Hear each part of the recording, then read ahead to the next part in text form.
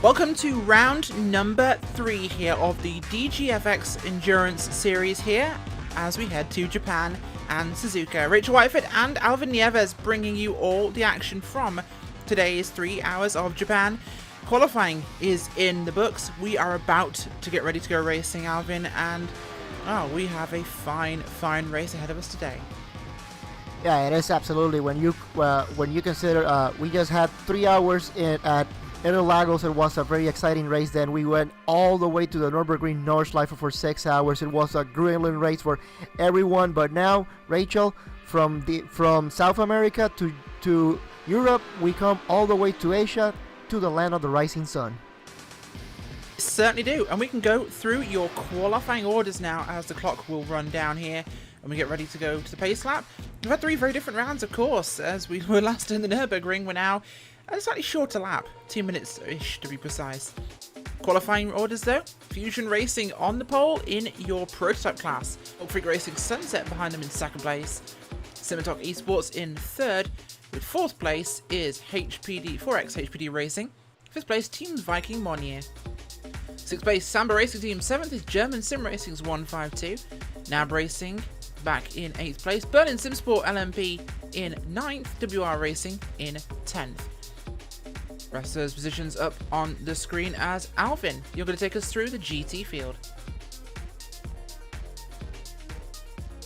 Yeah, well, so right now on 1st place we got the Team Vikings Mecker with a 158.757. 2nd place the German Sim Racing .de, the number 305 with a 158.764. 3rd place Hammer Down Racing GT3 with a 159.141. Blackadder Motorsports in 4th place of 159.155, and rounding up your top 5, the TNT Racing Go with a 159.212. As we go through the rest of the field, we got the 49 Motorsports in 6th place. 7th place is Graphite Race. 8th place we got the V-Apex Racing Group GT Red. 9th place Overdrive Performance, the number 211, and rounding on the top 10, Rachel, the SMT Motorsports. Certainly are. We're going to head down to your GTC field. And it's a lockout on that front row for Sim RC's 2 cars, Melon and Strawberry. No, it's not a Fruit Punch. It's the Sim RC guys. They're number 799 car. Melon on the pole there with a time of 2 minutes and 3 seconds, 0.052. Alongside them, Strawberry, as we mentioned, in 3rd place is Berlin Simsport. 4th place, Blackadder Motorsports, with German Sim Racing's 255 in 5th. 6th place is Fusion Racing Black, Talk Freak Racing Redillon, Fitzy Motorsports DGFX in 8th, with Screwloose Motorsports and German Sim Racing's 256 in 10th place. Well, we are about, as we said, to get ready. The qualifying is in the books. Welcome everyone joining us for today's broadcast.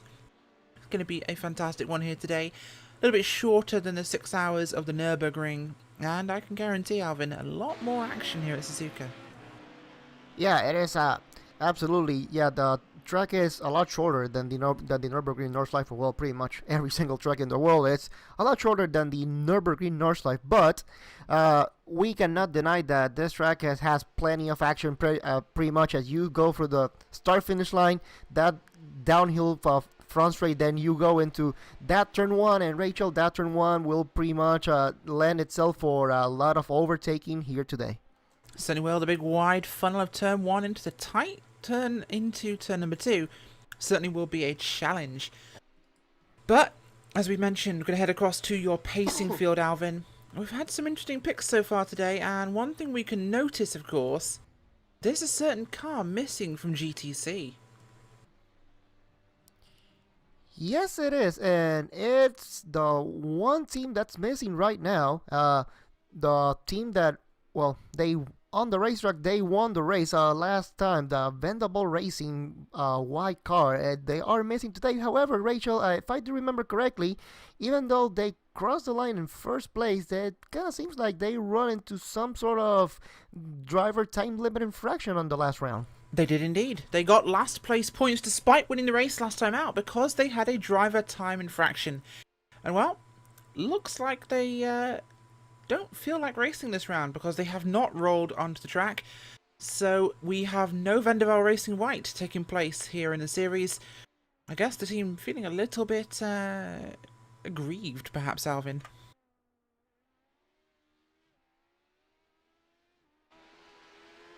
Well, as we get ready for this one, we are going to head across, as we mentioned, to your starting grid. You've seen the positions everyone's starting in.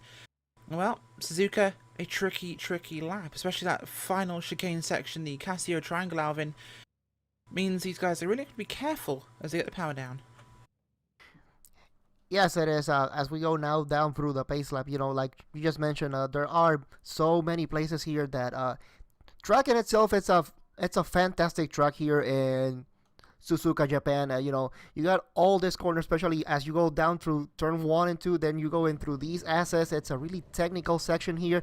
Then as soon as you make it into Dunlop, things start getting a little bit more interesting, more full throttle action. And then Rachel, once we get into Degner, we get into one very unique feature into this track. Perhaps this is the only track in the world right now that it's out there that it's kind of resembles a figure 8, and it has an over-under. It certainly does resemble a figure 8, and that's going to be one of the unique features of this racetrack, of course. And one, these guys will have to make sure they can handle. There's certainly some interesting sections. We've got the S's in that very first section here. Of course, we have Dunlop, we have the Degners, we have Spoon, and who could forget 130R and the Casio Triangle. So we all know this circuit very well. We're starting here at the crossover point, actually, the bridge, heading up through 130R, which lies just ahead of our field. An iRacing pace car there, the roof pace car, will pull away in just a moment's time, leading your prototype field through 130R. Corner, weirdly enough named because it is 130 degrees, but it's not actually a right. So that's a quirk, but we can go with that. As we get up towards the top, though, Alvin, it's going to be a big one here for the start. Who's your favourite from Fusion and Torque Freak on this start line? Well, these type of races is not really about qualifying. Qualifying is one thing, but the points are really given once you cross the finish line after the 3-hour mark. But if I had to put my money into someone, I would put it into Fusion Racing. Well, there it is from Alvin Nieves, of course, and the field will pull away behind that iRacing safety car. We're going to get ready to go green here for the DGFX Endurance Series.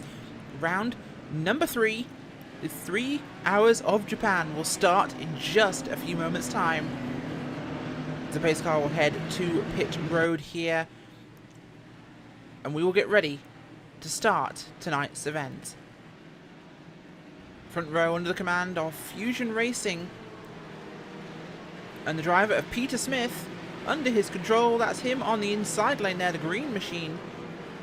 Yellow, blue and orange, of course, Torque Freak Sunset. And green flag will wave. Fusion Racing are away. 3 hours starts now, Alvin.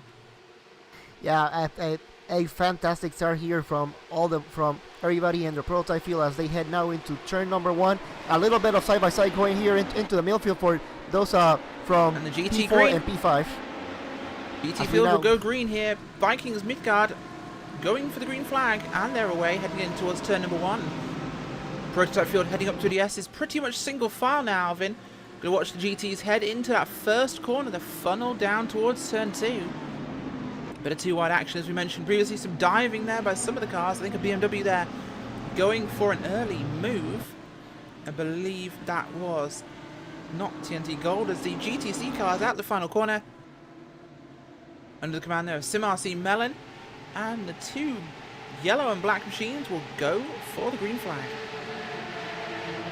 Yes, it is. The GTC finally get back in racing, as we saw also some fantastic racing here in the midfield going into turn number 1. Let's see if everybody can make it through the field without any incidents, and it looks like so far, yes, Rachel, looks like everybody was able to make it clean through turns 1 and 2, but now coming into turns into these SS, perhaps trying to stay a little bit single file just to make sure that they can make it, and once they get into Dunlop, they can get back into racing. However, as I say that, so side by side here for between the Fusion Racing Black and the Fusion Racing Black and the Fitzy Motorsports DFGX going side by side into Dunlop. Let's see who has the upper hand. Certainly are there. The 77 of Fitzy Motorsports will get through as they get towards the first of the Degners. But it could be an undercut. No, it will not be. Fusion Black having to just hold off there from a cutback move into Degner number 2. A very bold attempt there on lap number 1 to have a look for that one, Alvin. They will not go for that instead. A lot of lockups there as Fitzy goes wide in the hairpin, but still gets to run off the corner. A bit of a lockup there by Fusion Black. Under threat from Torque Freak Rodillion behind them as well. No, that's actually Screw Loose Motorsports in the red, black and grey machine behind them as we head down towards Spoon. Yeah, it kind of seems like everybody is now trying to settle down just a little bit from that start. Looking at P4 actually in the prototype sets, WR Racing and Simitok Esport. Two cars that had very good runs at the Nürburgring, of course, Alvin. Simitok are chasing down WR in that 917 prototype up ahead of them. Going after them, see if they can make something happen here at the hairpin on lap number 2 for them. And they could be close enough for a draft as we've had a spin from one of your teams. We're going to 292 car, Alvin. Yes, it kind of seems like a little bit, you know, trying to get into a little bit of a rhythm, but of course, sometimes things happen here and there, and kind of seems like the number 292 kind of seems like the first victim here. It does seem like it was just a spin there. Kind of seems like there's nothing much that happened, just a spin here and there. Was able to save it from hitting the wall. Little bit of reverse, get back on the track, no harm done. Well, there is some side pod damage. I say side pod, these are actually GT cars. I excuse myself, I've just been dealing with the World Championship Grand Prix Series, of course. Congratulations to Martin Kroenke from Coanda for winning round number 2 at Sebring. But damage to the bodywork on the left-hand side there of that Graphite Racing Audi R8, Alvin, could bode badly for them later on. In fact, it appears to be both corners. I'm just going to have a look at a couple of other Audis in this field and see if there's a similarity going on here, because I have a suspicion in my mind. I don't think it is. The curb's actually causing some minor damage to the bodywork here, as it does sometimes on some tracks. Japanese curbs, of course, not quite as aggressive as someone like Sebring, of course. Look down to our GTC cars. Very close here between Torque Freak Rodillion and German Sim Racing's 255. It's the 381 behind them. George Gruber for Torque Freak Racing there. The Rodillion car, as they are going to head through Spoon to part 2 and up the stretch run towards 130R, but not close enough really to make a draft pass here, Alvin. This is one of our locations we have to watch all race long, of course. This is one of those prime draft pass opportunities. Yes, it certainly is. Pretty much this could be considered what is the backstraight here on this track, and so pretty much when it comes to overtaking, there are like 3 or 4 locations where there are a realistic possibility of having an overtake. And going into the backstraight into 130R, yes, you can get a run, but 130R, if you have to be really confident to make sure that once you get into that turn, because it is a really fast turn, you have to be confident that you can make that overtake, or just trying to get a short run going into the braking point into the triangle. That is another overtaking spot. And also, if you cannot get the overtake done there, you can go into turn 1, kind of similar to the situation with 130R, but it's a lot more. We have a pit stop by the 73 car. That's Team Vikings Monnier, the prototype. That's a black flag for Martin Telgaard, the driver there. He's had the flag cleared now, but that was a stop-and-go penalty issued for them. And have a quick look here at the 007 TNT Racing Gold with Hugo Preto chasing Hamadan GT3, Paul Darling there. And ahead of them as they run up towards 130R. Every time I see that team name, Alvin, Hamadan Racing, I keep hearing Reinhardt from Overwatch saying that. Yeah, well, you know, so sometimes some teams here give us good memories from good things that had happened to us in real life. But you know, going back to the overtaking opportunities and draft opportunities for the prototypes and the GT3s, draft will be a big factor here. That every time that they can take advantage of course they will. when it comes to the GTC class, well, those cars are given that they don't produce that much downforce. The draft is not really a big factor here when it comes to an overtake. However, if you're in a GTC class, you have to make sure that you can nail down those corners and you can get a better exit than your opponent if you really want to go for an overtake. Certainly is. I mean, we're going to keep our eyes here on what's going on with your GT3 cars, because your top 4 are very close. German Sim Racing out in front of Team Vikings Midgard, who are in 2nd place at the moment. Hammerdown in 3rd, TNT in 4th place there. Blackadder Motorsports just behind them, trailing about a 2nd. But it's top 4 very close here, Alvin. The prototype field largely spread out at the moment, but your GT field here, this top group of cars, are on top of each other. It certainly is, and pretty much this is something that we do expect from the GT3 field. It's a really close and very competitive field. Right now, the German Sim Racing the number 305, it has a nice advantage there. May not be much though, but this is just the start of the race, you know, and the most important part as it stands right now, you don't have to deal with traffic, you don't have to worry about faster cars or slower cars, so it's just a matter of making sure that you can establish a good, nice pace, because, Rachel, once those prototypes start coming in, the real dance begins. Certainly does. Change for 3rd place in the prototype field, and that is Simitok Esport getting past WR Racing. We kept our eyes on that battle, and look, behind them, Team Bushfink Racing Yellow are all over this, as are NAB Racing. Things closing up now as your prototype field start to lap the GTC cars, and we have a drive-through penalty for car 158. Alvin, you can get us details on that one, the 158 car, but we're going to keep the cameras here looking at Simitok and WR Racing. Going to fight back to take that position back from them. Team Bushfink Racing Yellow also here right on the heels of WR Racing, so traffic playing a big component in this.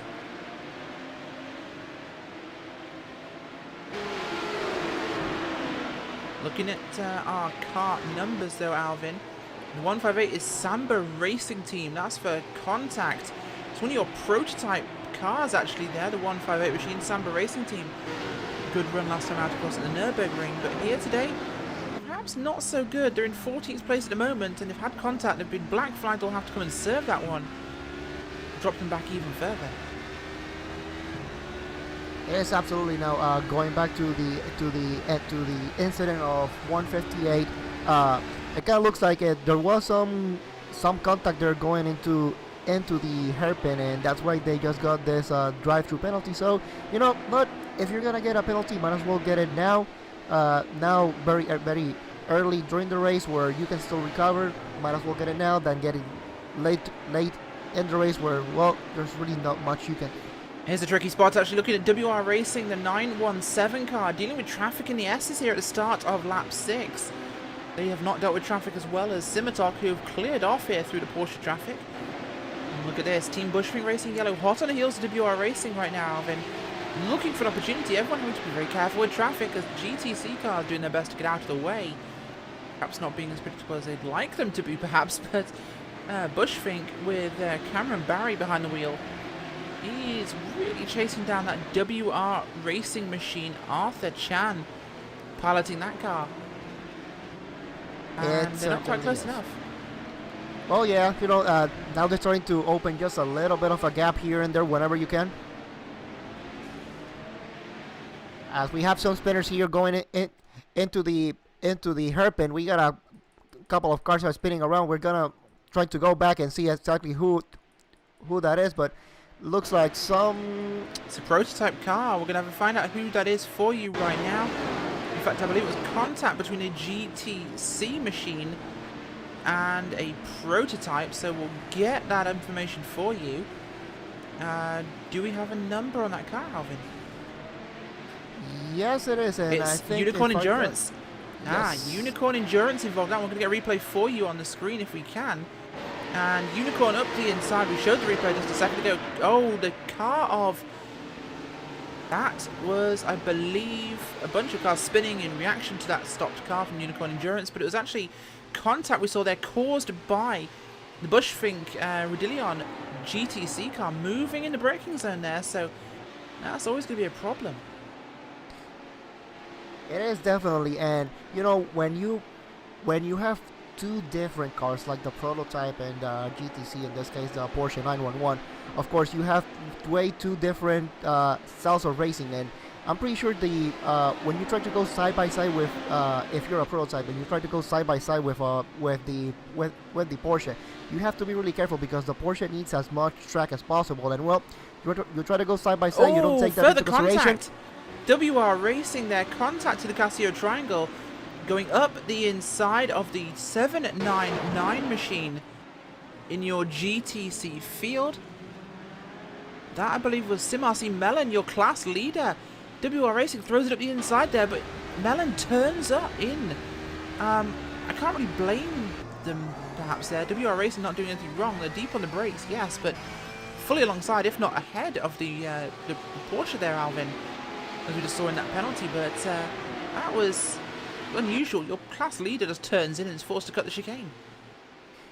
Yeah, it is, and now this is the part that everybody really starts to be really cooperative. No matter if you're slow or the fast or the fast class, you have to consider that everybody has their own race, and you have to respect that. And well, sometimes when you don't think about that, this is where the incidents start happening. As we started to see that bunch of HPDs trying to get along with the GTC class. And let's see what now with what happens going into the Casio Triangle. But number 799 looks like this time a lot better.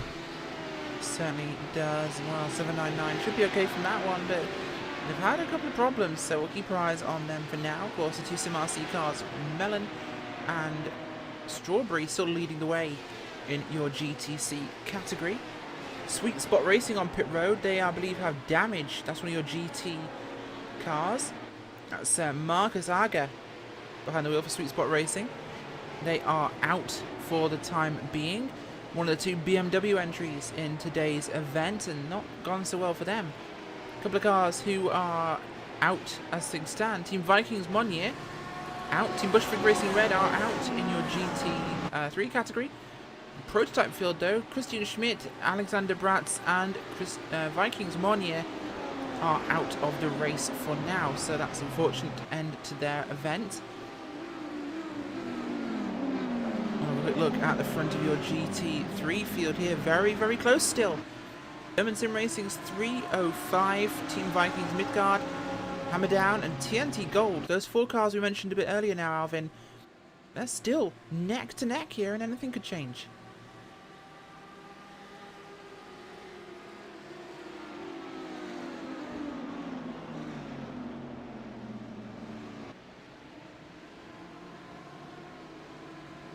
Yeah, we got right now. It's a what you have right now is a good 6-car breakaway here in the GT3 class, and this is what you want right now. You know, trying to establish a good rhythm here. You want to try to make sure that everything stays clean.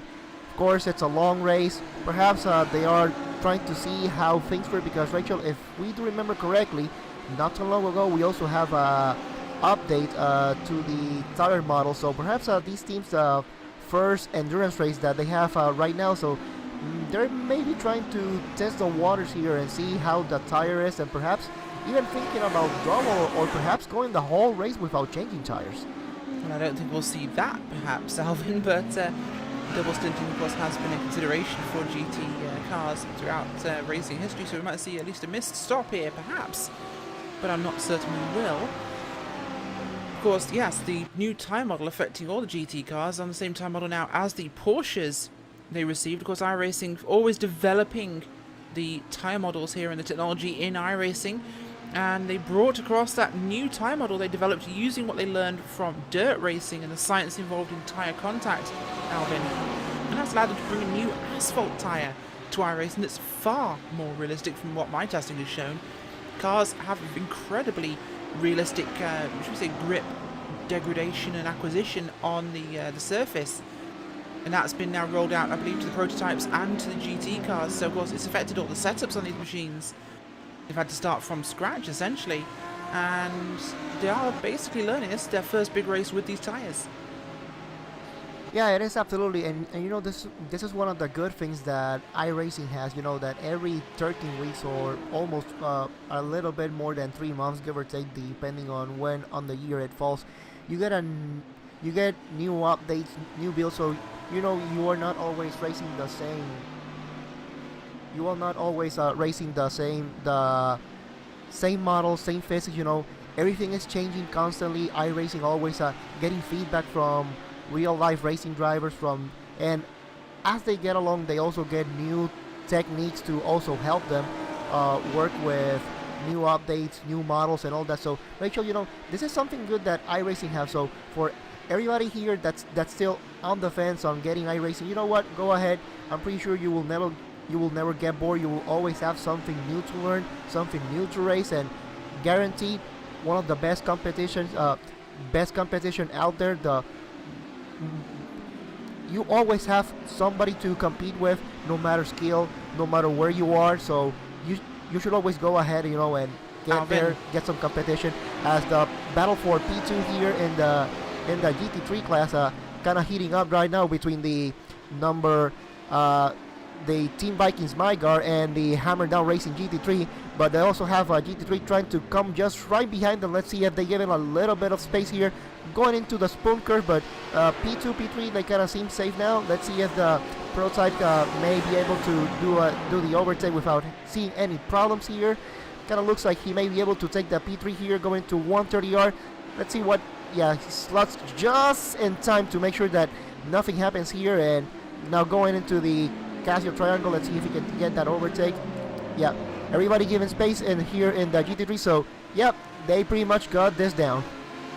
Great experienced racing between those two cars there as the Torque Freak Racing Sunset prototype filters past Team Vikings Midgard.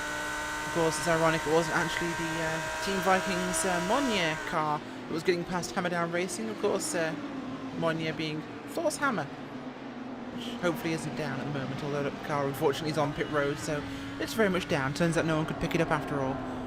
But as we have a look at the GT field again, Vikings are doing very well here, holding off Hammer Down Racing. They were really close to a minute ago. TNT Racing still in this ball game, as are Blackadder Motorsports. The Simitok will filter through your leaders now. The prototype field even now been very spread out again. Simitok have pulled away. They've now got 9 seconds to Bushfink Yellow, who did get past WR Racing. They're a second ahead of that car. Nab Racing 3 seconds behind them. And the German Sim Racing 151 and 153. Well, they're basically running neck to neck behind each other. So the team cars there with Berlin Sim Sport behind them by another 6 seconds. Prototype field very spread out, dealing with all this traffic, but the GT fields and Porsche fields, Alvin, they're still fairly close. Porsche, though, little bits more spread out, although we do have some good action down here from third place backwards. Blackadder Motorsports 69. We also have Berlin Sim Sport, German Sim Racing, and Torque Freak Racing with Dillion here, so that's definitely going to step things up. It certainly is, and you know that now we are pretty much 20 minutes into this race, so now you're starting to see a little bit of this dynamic. All the GT3s, they pretty much have gone through the GTC, so now this GTC field can go in a little bit into racing mode now. They don't have to worry about dealing with traffic yet, but you know, this is one of the nice dynamics that you have here from multi-class racing. You know, you get the initial part where everybody just don't need to worry about dealing with traffic, and you know, you can race as much as you want. But once you start getting that traffic also involved, that's when you also have to consider, you know, trying to time your passes, see when you can let the other one go, have some patience. And yes, sometimes you will lose time, but you know, the nature of sim racing as it goes, you lose time here, but eventually you will gain it. You certainly will. Let's have a quick run through our top 5s here, as we are nearly 25 minutes into this round number 3 here in Japan. Fusion Racing lead the way in your prototype class with Torque Freak Sunset in second. Simitok Esports in third place with Bushfink Yellow, and WR Racing your top 5. In GT3, it's German Sim Racing 305 with Team Vikings Midgard, Hammer Down Racing, TNT Gold, And Blackadder Motorsports 66 car in 5th place. Down in GTC, it's Sim RC Melon with their sister car Strawberry right behind them. Blackadder Motorsports 69 Machine, Berlin Sim Sport, and German Sim Racing's 255. Your top 5 in the GTC cars, Alvin. This track, well, it looks easy compared to, of course, the Nürburgring where we were last time, of course, as we're going to keep our eyes here on Blackadder, who are right on top of Sim RC's Berlin Sim Sport car. She just gotten past Blackadder. But good battle here in your top 5 in your GTC cars. But as I was saying, very close, of course. There's a technical difficulty somewhere like the Nürburgring, not quite as long, of course, but this track is often dismissed unfairly. It is a very hard circuit. It is absolutely, and you know, this track, Suzuka, it's one of those that sometimes it's, I wouldn't say underrated, but for some reason you talk Suzuka, and yeah, one of the main things that that comes to mind at first is Grand Prix racing, and perhaps for those fans that actually like the Super GT series and that Suzuka 1,000 kilometer race. But this track also has, you know, that magic that it does have everything. You know, it has technical sections, it has twisty bits, it has very fast sections, also good overtaking opportunities, and you also combine to that and you put into that big factor one thing that magical thing that also most of the Japanese track has, and that's something that, Rachel, we also talk about the so-called Japanese tarmac. That usually does throw everything away. You know, it may be a little bit slippery. You have to take a little bit things a little bit from another perspective, especially when it comes to setups, because not having that much grip, sometimes you also have to sacrifice some things here and there to make sure that the setup of your car does suit the track well. Certainly does. Of course, that Japanese tarmac using volcanic rock as aggregates are very smooth in comparison to what we'd see in Europe, for example. So, always a talking point whenever we go to a Japanese circuit. But oh, look at this. Bushwick Yellow getting very close to the 17 car in your GTC field. It's a G Motorsports also going past their German Sim Racing's 256 car as they battle themselves back towards the front. Bushwick Yellow in 4th place. I think about 8 seconds back from Simontok Esports, so that one's spread out there, Alvin, but a big congestion here with Simontok getting through traffic. That's the leaders of your GTC field they're heading back towards again. As we look towards P5 in GTC, that's too wide. That's what we're just seeing them passing. That's Torque Freak Rodillion and German Sim Racing there. And they're side by side into one. Torque Freak around the outside. Can they hold it and lock the inside down? Beautiful pass around the outside there by Torque Freak through 1 and 2. Not often seen that sort of move, Alvin. It certainly is, and especially on Suzuka with this Porsche, you want to make sure that you get that overtake done before you go into turn number 1, or perhaps if you go into turn number 1, yes, you can still go side by side, but you have to make sure that whoever you are overtaking, you got to make sure that you both give space to each other, because if we do remember correctly, when drivers don't give really space to each other, well, we gotta go all the way back. I think it was 91, 92 Japanese Grand Prix. What happens when two cars don't give space to each other? Certainly is. They all end up in the gravel trap, as we rather famously remember. Some big lockups by the Porsches here heading into the hairpin as we're keeping our eyes on that. Bushwick Yellow prototype trying to get past as well.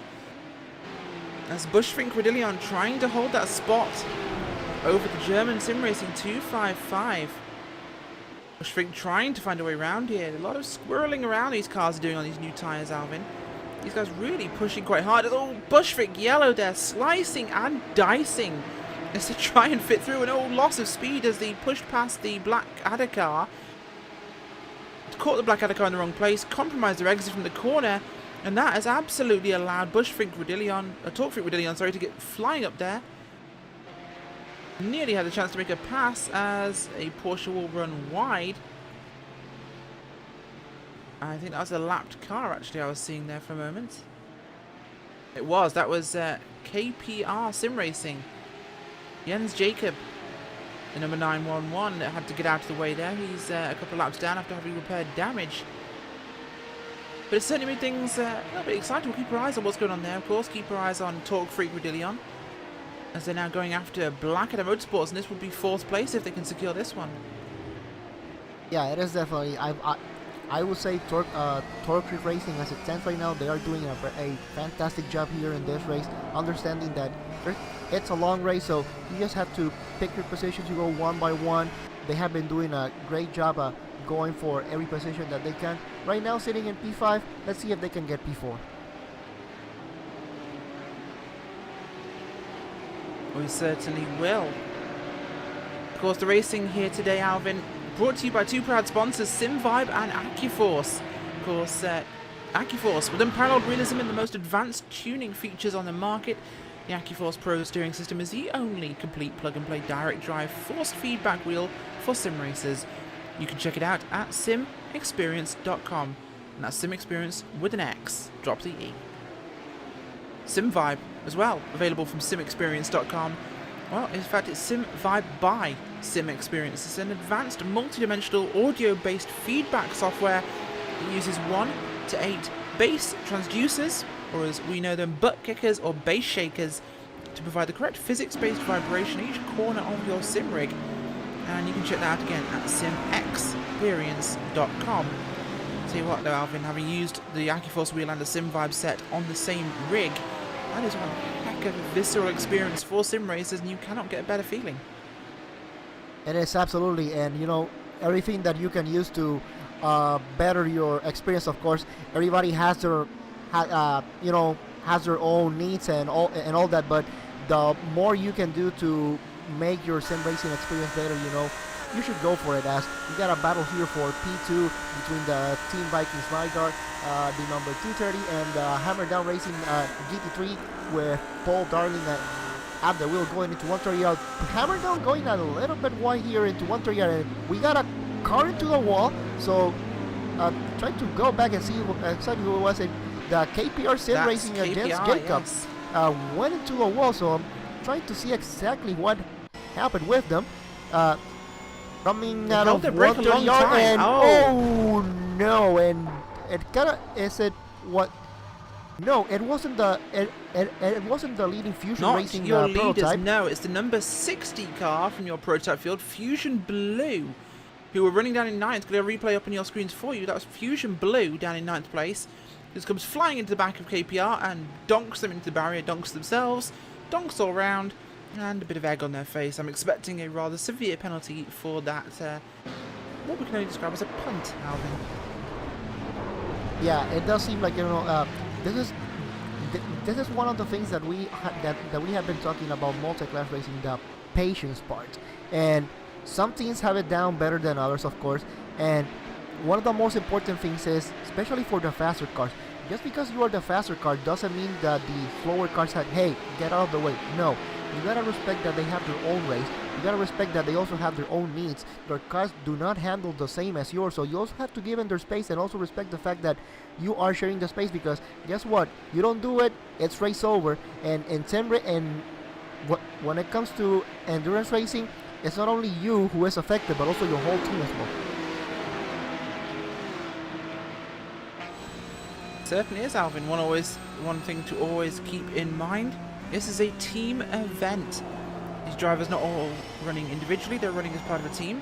And as we saw with the issue for Ventaval Sim Racing, last team's winner, of course, last round's winner, they had their win stripped, and they received last place points, of course, for that error we saw, that problem with driver time. To do a certain split of driver times, of course, in the field. P2 and GT3 again, that's Team Vikings Midgard. In huge traffic here. Very, very heavy traffic. And they hold on to that place for now, but my gosh, that was very busy. It certainly is, and Rachel, as you know, it's certainly not over. This battle by no means it's over. Lots of traffic that going into turn number 1. A little bit of traffic here, and I'm sure it's going to compromise the line of the number 22, but was able to just keep going. Let's see if he can still catch up to the number 230. This technical section here, it does depend how your car is set up when it comes to handling. If you got that downforce, especially that rear wing nailed down, it will definitely aid you into this turns. Yes, you will have to sacrifice a little bit of top speed, but in this twisty bed, that's where the car really shines, as Hammer down trying to go on the outside of that portion. No problems there going to Degner. Now let's see if they can close the gap to the number 230. Certainly will. Have a bit of a break for now as they pulled that gap over Hammerdown Racing. Hammerdown, they're still in range, so we could see a pass attempted at some point, but the gap is breathing room, we'll say. It's not looking imminent right now, of course, but there can still be a threat in a short while. And though they're going to have to pursue back here, poor Darling is going to have to really put his effort into this one, Alvin. It is, and you know, for the number 007, the TNT Racing Gold, this is not really a bad position to be in right now, even though the gap may seem just a little bit, just over 1 second, 1.5 seconds more or less as they go back and forth. But it's not really a bad position because you still get a little bit of a draft, so you can also use that to your advantage when it comes to also fuel saving. So kind of depends what strategy you are trying to run. You may try to extend a little bit of your stint by saving a little bit of fuel here and there. It may mean 1 lap, maybe 2. Kind of does depend who's driving, how you use your throttle and all that. But that's not definitely a bad position. Plus, you also give a gap just in case something happens in front of you. You still have space to maneuver, avoid anything that happens, as we see the 2 cars in front going through a Porsche. No problems there, but you know, you give yourself that gap. If something happens, well, you may still be safe. Certainly may still be safe as this one goes forwards, and things definitely on the busy side for these guys here at Suzuka here in Japan. Fusion Racing still leading the way, 4 seconds over Torque Freak Sunset in your prototype field. Cinematog Esports, they're 8 seconds back, passing traffic right now. Bushrink Yellow, well, they're in clean air, as are WR Racing, your top 5 for the prototype field. GT3, well, German Sim Racing's 305, they are fairly clear, but they're still dealing with some significant traffic as they come up to their sister car in GTC, who nearly slides into the back of a Blackadder car. That could have been embarrassing, as they would have had an incident right in front of their sister team. Keep your eyes on this one here, the 305, they're right behind the sister 255 car. Beautiful German Sim Racing cars with those huge, gorgeous Falcons on them. Delightful designs there. Some very creative liveries in this series, of course, with Blackadder ahead of them and Torque Freak Racing, some very colourful cars as they get very, very close, concertinaing almost, heading up through the run towards 130R out of Spoon Corner there, Alvin, as they'll get past Blackadder on the straight. The overspeed difference isn't as big as we'd think. In fact, the Porsche almost a bit faster on the straight line there as the Audi just slots through on the inside. Well, you know, when it comes to actual horsepower, these two cars are pretty much well matched up. You know, there's really not much difference when it comes to top speed. 2 race build cars. Now, the real big difference, well, for starters, may not seem that obvious. It's downforce. Yes, it may not seem that obvious because, you know, the Porsche also has a wing, although it doesn't really serve much of a function of downforce for this car. However, the GT3 does enjoy some technological perks that it has under it. So, you know, beginning with ABS, traction control, those 2 things may not seem like much. You know, some people don't enjoy running ABS and traction control, but Rachel, you and I know that on a race like this, any advantage that you can have to get your concentration on what's ahead definitely helps. Certainly does, reducing workload on the drivers, a big advantage of course for endurance racing, something all of these guys will be taking to the maximum. Of course, the Porsche 911 GTC car doesn't have those aids available for you, Alvin, so a much trickier drive for the guys in the Porsche Sport. You'll see them lock up the wheels a little bit more than you will with things like the GT3 cars here, of course. Oh, they have lots and lots of nice driver aids as looking at P2 and P3. And it's side by side here with Team Vikings Midgard and Hammerdown GT3.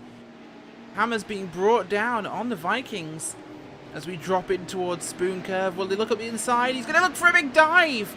And he slots that one up the inside.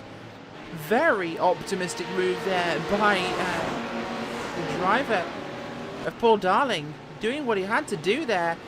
Nicely noticed as well by Midgard and the Vikings guys, of course. Alvin, they saw it coming, they didn't close the door as they might. Respectful racing, but an optimistic pass. Yeah, it is, and you know, this is another thing that we also see from multi-class racing, using the slower cars to your advantage. We just saw coming out of that spoon curve how Hammer Down Racing was able to read the line. They know that everybody goes to the right side, so they just went to the left side. Vikings on the right side, they were boxed in. Well, they just had to wait to make sure that they had a clear line to go around those GTC cars. And now, well, the Hammer Down Racing number 22 going in P2. Let's see if they can close that gap to the P1, the number 305 German Sim Racing.de.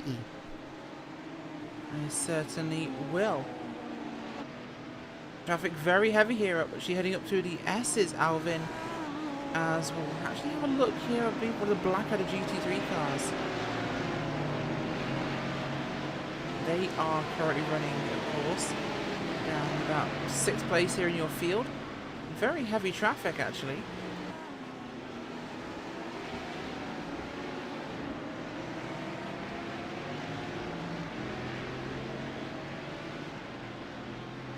Great pack racing here actually in this one. You know what, folks? You love it, so we're going to bring you more of it. We're going to go on board actually with the Blackadder Motorsports 66 car right now for a lap or two of fan immersion here as they deal with traffic. Enjoy.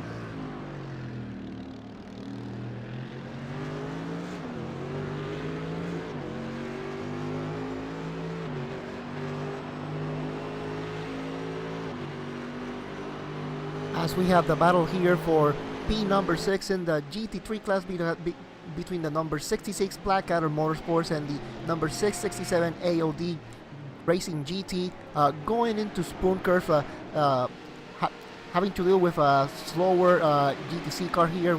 It's Torch Freak Racing Radion trying to go around them. It kind of looks like they're gonna see no problem here going around them. Now, number 66 setting themselves going into 130R, going into the Castle Triangle, trying to open the gap just a little bit to the number 667. Let's see if they can take it clearly here. They see no problem here as it stands right now. Number 66 going into P number 6, going to start just another lap. Seems no problems. See if they can open just the gap just a little bit to the number 67, as we have some faster cars also coming in. That may play a little bit of a role. Let's see if what happens here is number 667. No problem. So it shouldn't have the racing line compromised. Now it may have some issues here for the number 60, for the number 66. Let's see what the faster car does. So does it have the patience to actually look for a good opportunity? It looks like yes, it will. It shouldn't be that much of a problem for number 66. I shouldn't give it that much of a deal in terms of time, but anything that number 667 may use to their advantage to make sure that they can close that gap, I'm pretty sure they will take it for granted. They certainly will. Well, we have got about 50 minutes in the books right now, Alvin, for this round. So we're heading up to that first hour mark, and we're going to be looking at pit stops. Oh, Alvin, the 667 car problems. And it does seem like it kind of like a smoky finish that they just had. It kind of looks like going into Degner number 2. And Rachel, you and I know that Degner, especially that curb there has some history, that it really doesn't matter what series you are. If you take that outside curve, and it kind of goes like if you're trying to serve for maybe a Tony Hawk 50-50 grind, it may be the end of the race, and it kind of looks like it is for the number 667. That's the first time I've heard it described that way, but certainly pretty accurate there. The 667 car with problems here in the DGFX Endurance Series as well. They come up against, well, the enemy of all race cars, the wall, eventually. Looking at P5, P6 down in your GTC field. And this is, of course, the cars of Blackadder Motorsports and German Sim Racing. There's a bit of paint trading there goes on, Alvin. There's all a bit of a contact there as he knocks him wide with a bit of a tap, and Blackadder goes through. That's Wade Hayes as Marvin Hank gets pushed out of the way. Wade did just that. He waded right in and he made sure his car was a little wider than perhaps it needed to be. But behind them, German Sim Racing alongside there was Screw Loose Motorsports, who managed to get past as well, taking advantage of the slightly upset trajectory, shall we say, Alvin, of the German Sim Racing car. Perhaps something we'll see the admins take a look at. Well, yeah, it is, but, you know, sometimes when you have these battles for position, especially when it's in between the same class, sometimes if you're in race control, you let it go a little bit because, you know, it's between the same class, and these cars, the Porsches, yeah, they can have some contact here and there. They are pretty good at absorbing that contact. It shouldn't be that much of a problem for them, especially if it's a prototype, though. You know, you try to avoid that contact because those cars are really aero sensitive, so you try to be a little bit more careful. But, you know, it's the GTC class. Let some contact happen here and there. They should be good to go. There should be a surprise on this one. German Sim Racing, look up the inside there, the hairpin on Screw Loose. And Screw Loose do not get loose. They hold it round the outside there and will retain that spot here, having the inside line on the run as we get through another quarter, which is actually a number than R, actually. I've completely forgotten what the number is, but I think it's 200R, actually. One of the lesser known corners here at Suzuka. But Screw Loose hold that position very nicely as behind the 71 car, the prototype, waiting patiently, unlike some, to get through. 4X HPD Racing not wanting a 4X. That'll be a first. But they get through with no problems. That's not a slight on that team, perhaps, but just a slight on the name 4X. I should tell jokes where... No, I just shouldn't. Fusion Racing clean air for them at the moment at the front. It's nearly 7 seconds actually gapped. Talk Freak, Sunset. Talk Freak as well having a very, very, very good day here. Things certainly on the calm side at the moment. No drama whatsoever. Things dealing very nicely actually for those guys. They've got about 15 seconds back to Suzuka Esports at the moment. Alvin, a very quiet race for your front two. In fact, nearly a quiet race for Suzuka, although the gap to Bush Freak Yellow's come down to 2 seconds now. They're going to be under threat soon. It is absolutely, as we have some cars coming here into the pits right now. One of them being the Berlin Simsport, as we also have the leader in the pit. So Rachel, this should be the window where all the prototype cars start coming into the pits. Just over 45 minutes, almost 50 minutes. So we should start seeing all the prototypes coming into the pits right now. Absolutely, and that's what we see right there. Fusion Racing on pit road from the lead. Peter Smith is out of the car. And Paul Siri is in, as that car will take on fuel. Then we'll go up on its Jacks 4 fresh Michelin tyres. We'll wait whilst they do just that. The service is a bit on the agonisingly long side at times, sometimes for the prototypes, but other cars coming in right now. So this is our prototype window, of course. We do expect the GT cars to be in next, Alvin, and perhaps finally we'll see the GTC cars head down pit road. They are already going longer than some cars have managed in the GT field. The GTC cars, though, should we say, controversially, they're leaders in GTC ahead of the GT leaders during the Nürburgring race due to the nature of the long lap and the fuel length. But the GTC cars, we've noticed, go a very long time on fuel. Fusion Racing back out on track actually at the moment. A good stop, 43.17 pit stop for them. Fantastic one with now Paul Siri behind the wheel, out on track. Going to do his best to maintain that lead. Of course, Talk Freak Racing Sunset are still on the track, so we'll see whether or not they pit this time. We expect they will do as the GT3 leaders head down. German Sim Racing are in, as are Hammer Down, as are Team Viking Midgard, as are TNT Gold. So all 4 of our group leaders there, as does V-Apex Racing Group GT Red. We'll see if everybody else follows them in. It looks like the GT cars all coming in around the same time here. And Talk Freak go across the line again. Sunset car, he's staying out in front of the lap. Jake Robinson, one of the team leaders there. He stays out on the racetrack for now. And will do his thing. Not coming in yet, though. So maybe this next lap by, perhaps, Alvin? Yes, it is. And now everybody should, most of the GT3s now coming out of the pits right now. Around 1 minute when it comes to pit stops here for the GT3, so it seems like they are taking their full service of fuel and tires, so not really gambling on perhaps doing a double stint here and there. So everybody just playing it safe, just making sure that they can do the race as fast as they can, not trying to gamble on double or perhaps triple stinting tires. Just your regular pit service, fuel, tires, and good to go. It certainly should be. Fuel and tires and good to go. Exactly what you need in a motor race, Alvin. It is absolutely. They could provide snacks, of course. Yeah. Snacks would be good. Yeah, well, you know, and here in iRacing, what we do is usually fuel tires. Yeah, but you know, sometimes it also helps if you are racing if you at home you are racing, stop in the pits, and sometimes, you know, it's good to have a good cup of fruit juice or something like that, some snacks to also munch in, and yeah, and sometimes some people just take that time to race to the bathroom. It's kind of like the race within a race itself. Can you make it back and forth before the pit service is done? Well, that's a bit more detailed than perhaps we wanted, Alvin. I was about to ask you if you're eating any snacks at the moment, but you prefer to tell me about your bathroom routine as an endurance driver. Of course, an important consideration, we might joke about it, but an important factor in endurance racing. Do you go in the seat? If you're a sim racer, you probably shouldn't go in the seat. Just going to make that one clear. But, of course, it's a consideration. These races are quite long, and if you're doing double stints, that can add up time, of course, and drinking the right or wrong things, caffeinated beverages are going to maybe make that worse, Alvin. So, all about sticking to perhaps good isotonic drinks. Yeah, it is definitely. I can tell you, when I'm racing, my preferred drink of choice, just straight water. Yeah, it's boring, but the less problems I have, the better it is. There you go, Alvin does not like to have to go to the toilet during his races. So we're going to move on from this very strange subject as quickly as we really can, because our director Paul Smith getting slightly weirded out and also possibly needing the bathroom.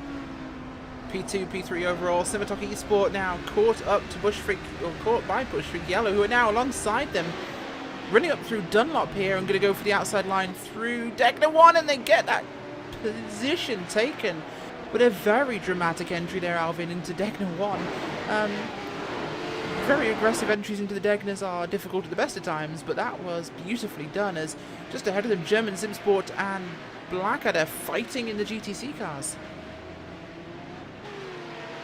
It definitely is, and you know, something else to consider, especially if you are in the prototype class. Yes, you want to be aggressive. Yes, you want to go for those overtakes, but you also have to make sure that a car being so aero sensitive, you gotta make sure that those curves you tackle them the proper way, because these cars, if you take those curves the incorrect way, may not be visible, but that under tray does take some damage, and well, these cars that can also mean being a couple of miles an hour down when it comes to top speed. And actually we have seen that as the race goes on, that really does take a toll on the car.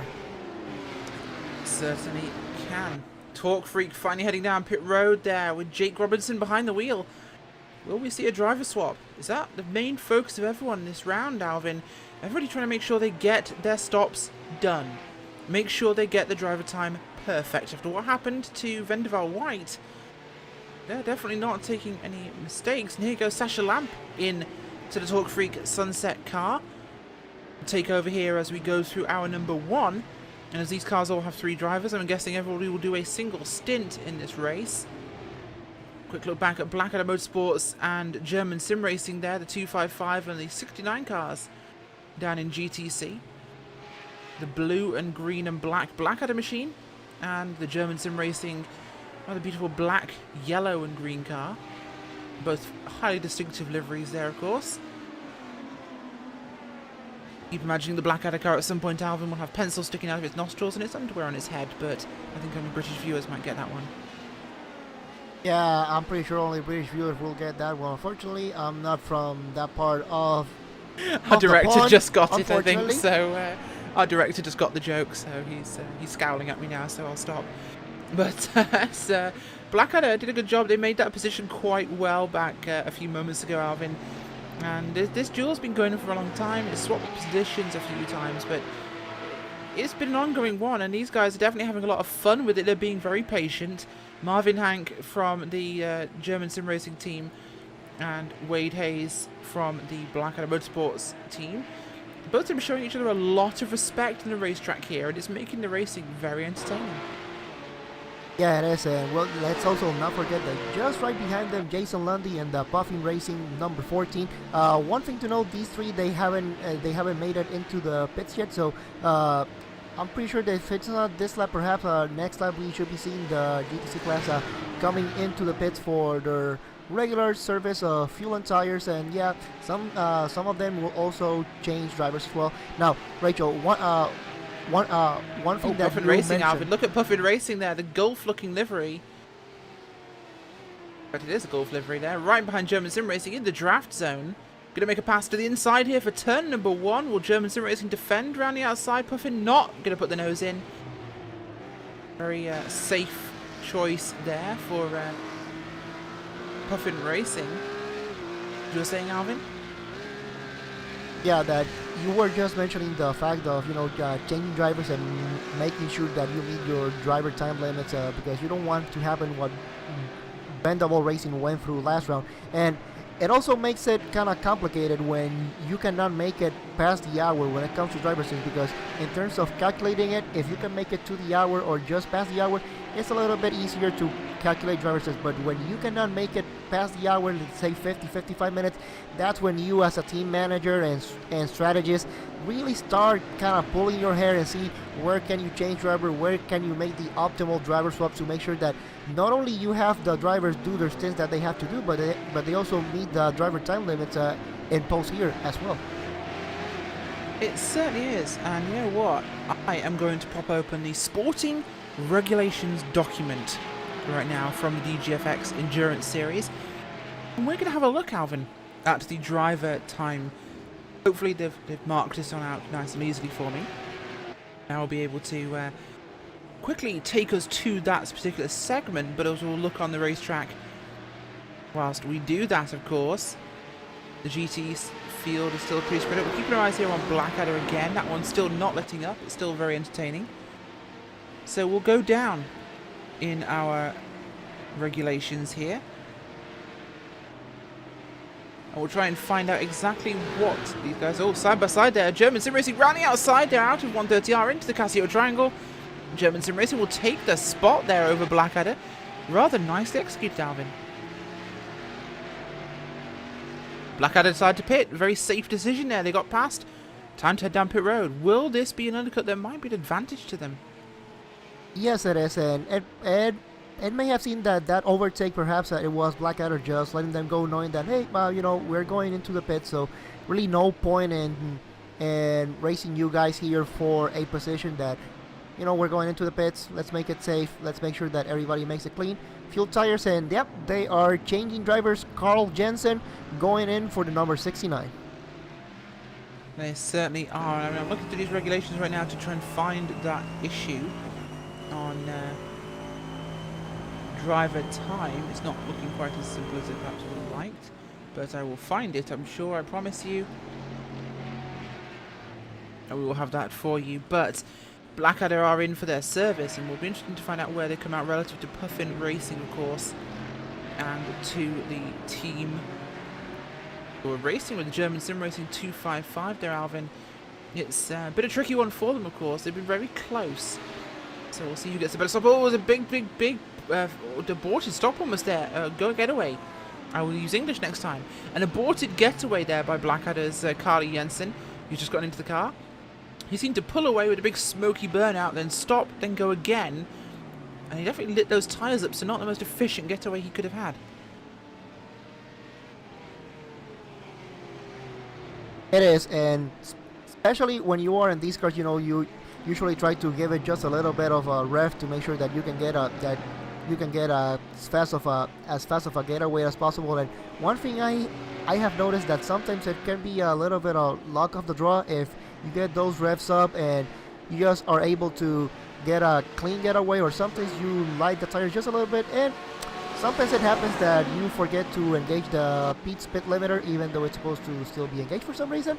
But sometimes it happens that, well, you get a little bit, the tires get a little bit light up. We're looking at the GT3 lead now, and it's German Sim Racing again, a different car, but the same team. The 305 car racing with Hammer Down Racing again. The Hammer chasing the Hawk by the looks of things here, as they head to the final corner now, heading towards the start-finish line for what will be lap number 30 in the hour and 3 minutes mark. Good action going on here as Hammer Down going to look, but not likely close enough here, Alvin. Yeah, it is, and if there is something that I have, if there is a team that I have been impressed right now today, it has to be the number 22 Hammer Down Racing GT3.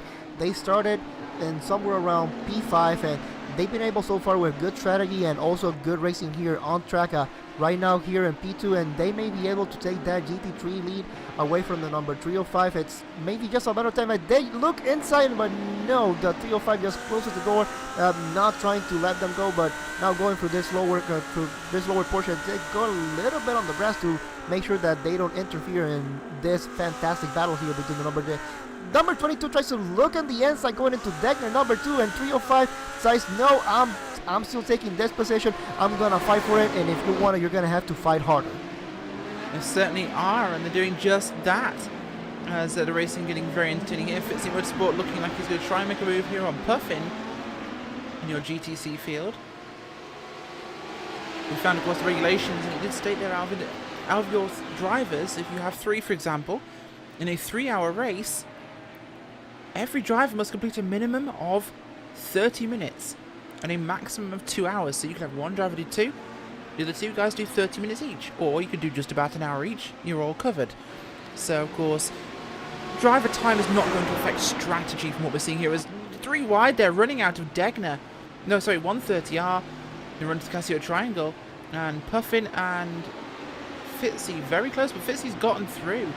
Time to pit, perhaps?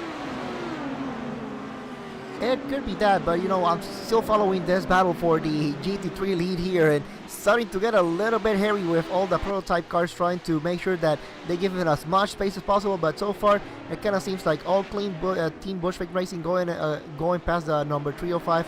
Kind of seems like everything's starting to get a little bit clean. So number 22 may have lost a little bit of that gap that they had to the number 305, but judging by the race that they have been going, it shouldn't take that long for them to close that gap again and perhaps try to go for that lead. Certainly shouldn't, of course, and this is the battle really for down about 6th and 7th place on the track. So these guys having a cracking little fight down in this territory. But things have definitely been on the dramatic side further up. Of course, GT3's been a cracking battle, of course. German Sim Racing 305. Hammerdown Racing GT3, they're very close still. We have been for the majority of this race. But things comparatively spread out in your prototype field. 15 seconds between Fusion and Torque Freak Sunset. A further 10 seconds back to Simitalk Esports behind them. Well, there's 30 seconds back to NAB Racing. Behind them is another, 8 seconds. Very wide spread out field. Your prototype cars doing a lot of lapping. Traffic has really spread them apart. GT3, of course, German Sim Racing, Hammerdown Racing, they're on top of each other. But just waiting in the wings, Team Vikings Midgard are not out of the picture. Other than that, the field is fairly spread out. Although Blackadder Motorsports 66 car, well, they're being caught by 49 Motorsports, who are having a far better day today, Alvin, than they ever did at the Nürburgring, where let's be honest, their day sucked. Yeah, it certainly is. Definitely having a great race. At least we can say that they made it past lap number 1. So that is always a good that is always a good thing to have.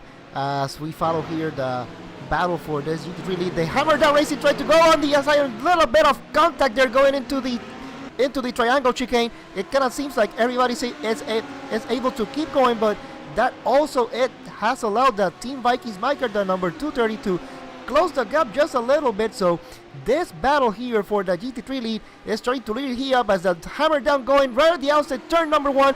Let's see if he can go for that lead, and the answer is absolutely yes. We got a look new at behind leader them here. We do indeed. But look at behind him. It's the overall race leader of Fusion Racing, the 59 car, slotting through. This will actually open the gap and help Hammerdown Racing, who, well, categorically have put the hammer down here on this race, getting past their class leader of the first half of this race, basically.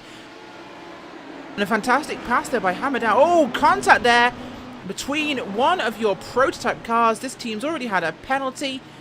It's the 158 car there, belonging to Samba Racing Team. They've been dancing a little hard, I think, because replay showing you there. Boop, hip check, and off goes the German Sim Racing 305 car. Expect a hefty protest. It certainly will be, and we have been saying, you know, these fast cars, they do have to take into consideration whatever is happening with the slower cars, because they are in their own battles as well. So we may see some penalties here, and we also hear that we have the GTC leader in the pits. GTC leader in, and that is the SimRC Melon car, making an absolute fruit of his pit stop there, as they missed the stop and both team cars in together, Melon and Strawberry. And, well... And sorry to interrupt you, but we seem that we also have a prototype trying to block the pit entry as well, the number 917. It just coming out of the last turn, it kind of seems like he lost the car a little bit, and they're just blocking the pit entry right now, but they're able to, fortunately able to keep going into the pits, I'm pretty sure. I don't think they were pitting, Alvin. I don't think they were planning on pitting. WR Racing had pitted, of course, already. They spun into pit entrance. They jammed the car in there, trying to turn around, right in front of several cars who wanted to pit. So, high drama here in the DGFX Endurance Series at Suzuka, as, well, apparently everyone chose this moment, when my dinner is ready, to lose their minds. Your GTC leader, SimRC Melon, off pit road now. WR Racing also off pit road. And hopefully everyone will calm down a bit.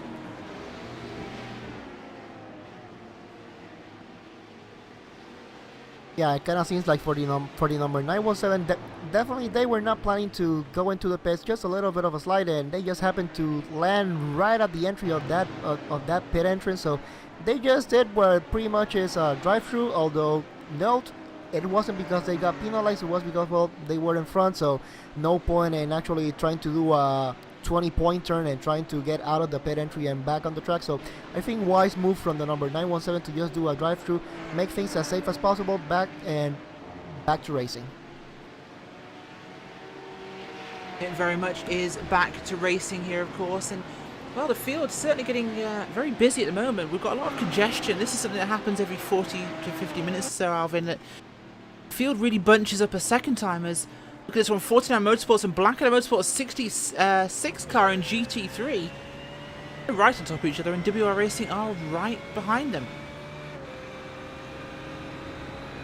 And it is, and certainly this is something that we see here. It's always good to see these battles coming back and forth. You know, sometimes the field does indeed get spread out, but from time to time, as the pit strategy starts going back, and you also see these battles also starting to pop out, and this is pretty much a result of what the pit strategy starts going up. Of course, sometimes pit times may be a little bit faster than others, and that also plays a role in sometimes where you are out of the track. And sometimes another thing to consider, driver pairings. Sometimes you have fast drivers with slow drivers, not only within the team, but also it does depend who you are racing against, because sometimes you may be racing against somebody that may be faster than you, especially when you are racing for position.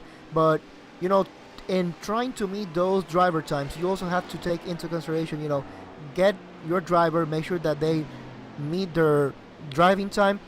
Once they meet their driving time, you know, get your fast driver, make sure that he drives the most laps as possible, but of course take into consideration, make sure he drives the biggest amount of laps possible, but make sure he stays within the driving time limits. Absolutely, which is 2 hours and 15 minutes technically. In this series, that's their actual qualification for this. 2 hours and 15 minutes is the maximum time. So, nearly, 3/4 of the race almost we're touching on that point, as they will get into this one. But the gap there has opened up a little bit between Blackadder and 49 Motorsports. Interesting to see the two front-engine cars in this field. Very, very close here, Alvin. A BMW chasing after a Mercedes.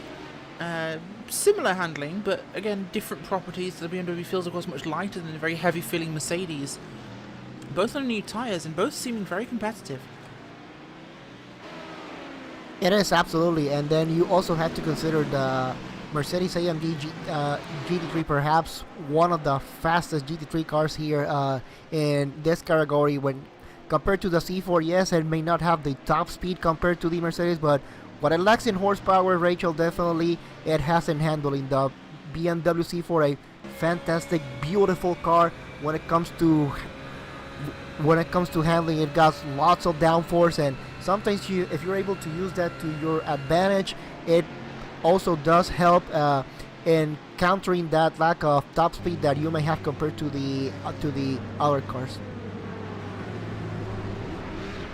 Certainly is, but we had a backwards 911 there in the run to the Casio Triangle. Work out who that was. It was, I believe, one of our back markers.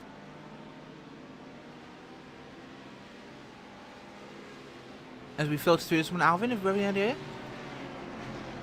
Actually, there we go. Bad Cactus Racing Blue. We're actually backwards there. Let's see if we get a replay from this one, if possible. But oh, here we go again. Contact with the prototype. It was the 153 car. So there we go. Prototype's gonna prototype as German Sim Racing 153. Little bit of a hip check. Pushes them onto the grass. The grass is not conducive to braking, of course, Alvin. And they back rather gently into the tyre barrier. So could have been much worse. In the end, was a very gentle incident, but 3 wide, 2 prototypes and a GTC car is never going to end well. It is definitely something that will not end well, and especially when you consider, you know, like we have been saying before, faster car, you have different handling characteristics compared to the slower cars. So you also have to take that into consideration, respect the fact that the slower cars may not be able to stop as fast as you, may not be able to accelerate as fast as you, may not be able to turn as fast as you, and well, sometimes those things happen, and part of multi-class racing sometimes perhaps, but you know, patience, that's the most important thing, especially if you're the faster car. Have patience, the time will come to you. Pick your battles, pick your positions. If you're able to do that, your race will be going all good. I suppose that's a mantra we can use for racing in general, Alvin. Have patience, don't create them. It is definitely, but especially when it comes to German multi-class sim racing racing. running very wide there in turn number 2. Sorry, Alvin, just to cut you off, but yeah, German sim racing's 151 car deciding to take a bit of an excursion to the runoff zone going through turn 2. So some mental lapses here as we approach halfway. Well, it is, but it doesn't seem like it wasn't really trying to go off track on purpose. But it kind of seems like went into turn number 1 a little bit too hard and was about to lose it, but while trying to save it, just went off track. But it kind of seems like no problem. He's able to keep going. He certainly was, and no harm, no foul there as German sim racing explore the runoff zone. Going to filter past the GT3 car. Next car up will, I believe, be... no, I thought it was one of their sister cars, but it's not, actually. So it's a similarly bright yellow and black GT3 Porsche. That's the number 17 IG Motorsports. Looking at our timing and scoring, the prototype field even more spread out than it has been previously, although Bushvik Yellow and Simotok, our time is coming down now, Alvin. In fact, the time between second, third and fourth is coming down a lot after our pit stop, actually. 3 seconds to Torque Freak Sunset for Simotok, and behind Simotok, it's only 5 seconds back to Bushvik Yellow, so we could be looking at a very imminent prototype fight. Yes, it is, and well, like we were just mentioning, when you start changing drivers, but of course you have some drivers that are faster than the others, and that's when you start seeing perhaps you start to seeing those gaps going back and forth. Faster drivers, of course, some may try to push just a little bit harder than some of the slower drivers will do. But you know, it also does depend on what are your instructions. Sometimes when you're the slower driver, the main instruction is, you know what, just go out on track, get your time done, and make sure when you come back into the pits, the car is still in one piece.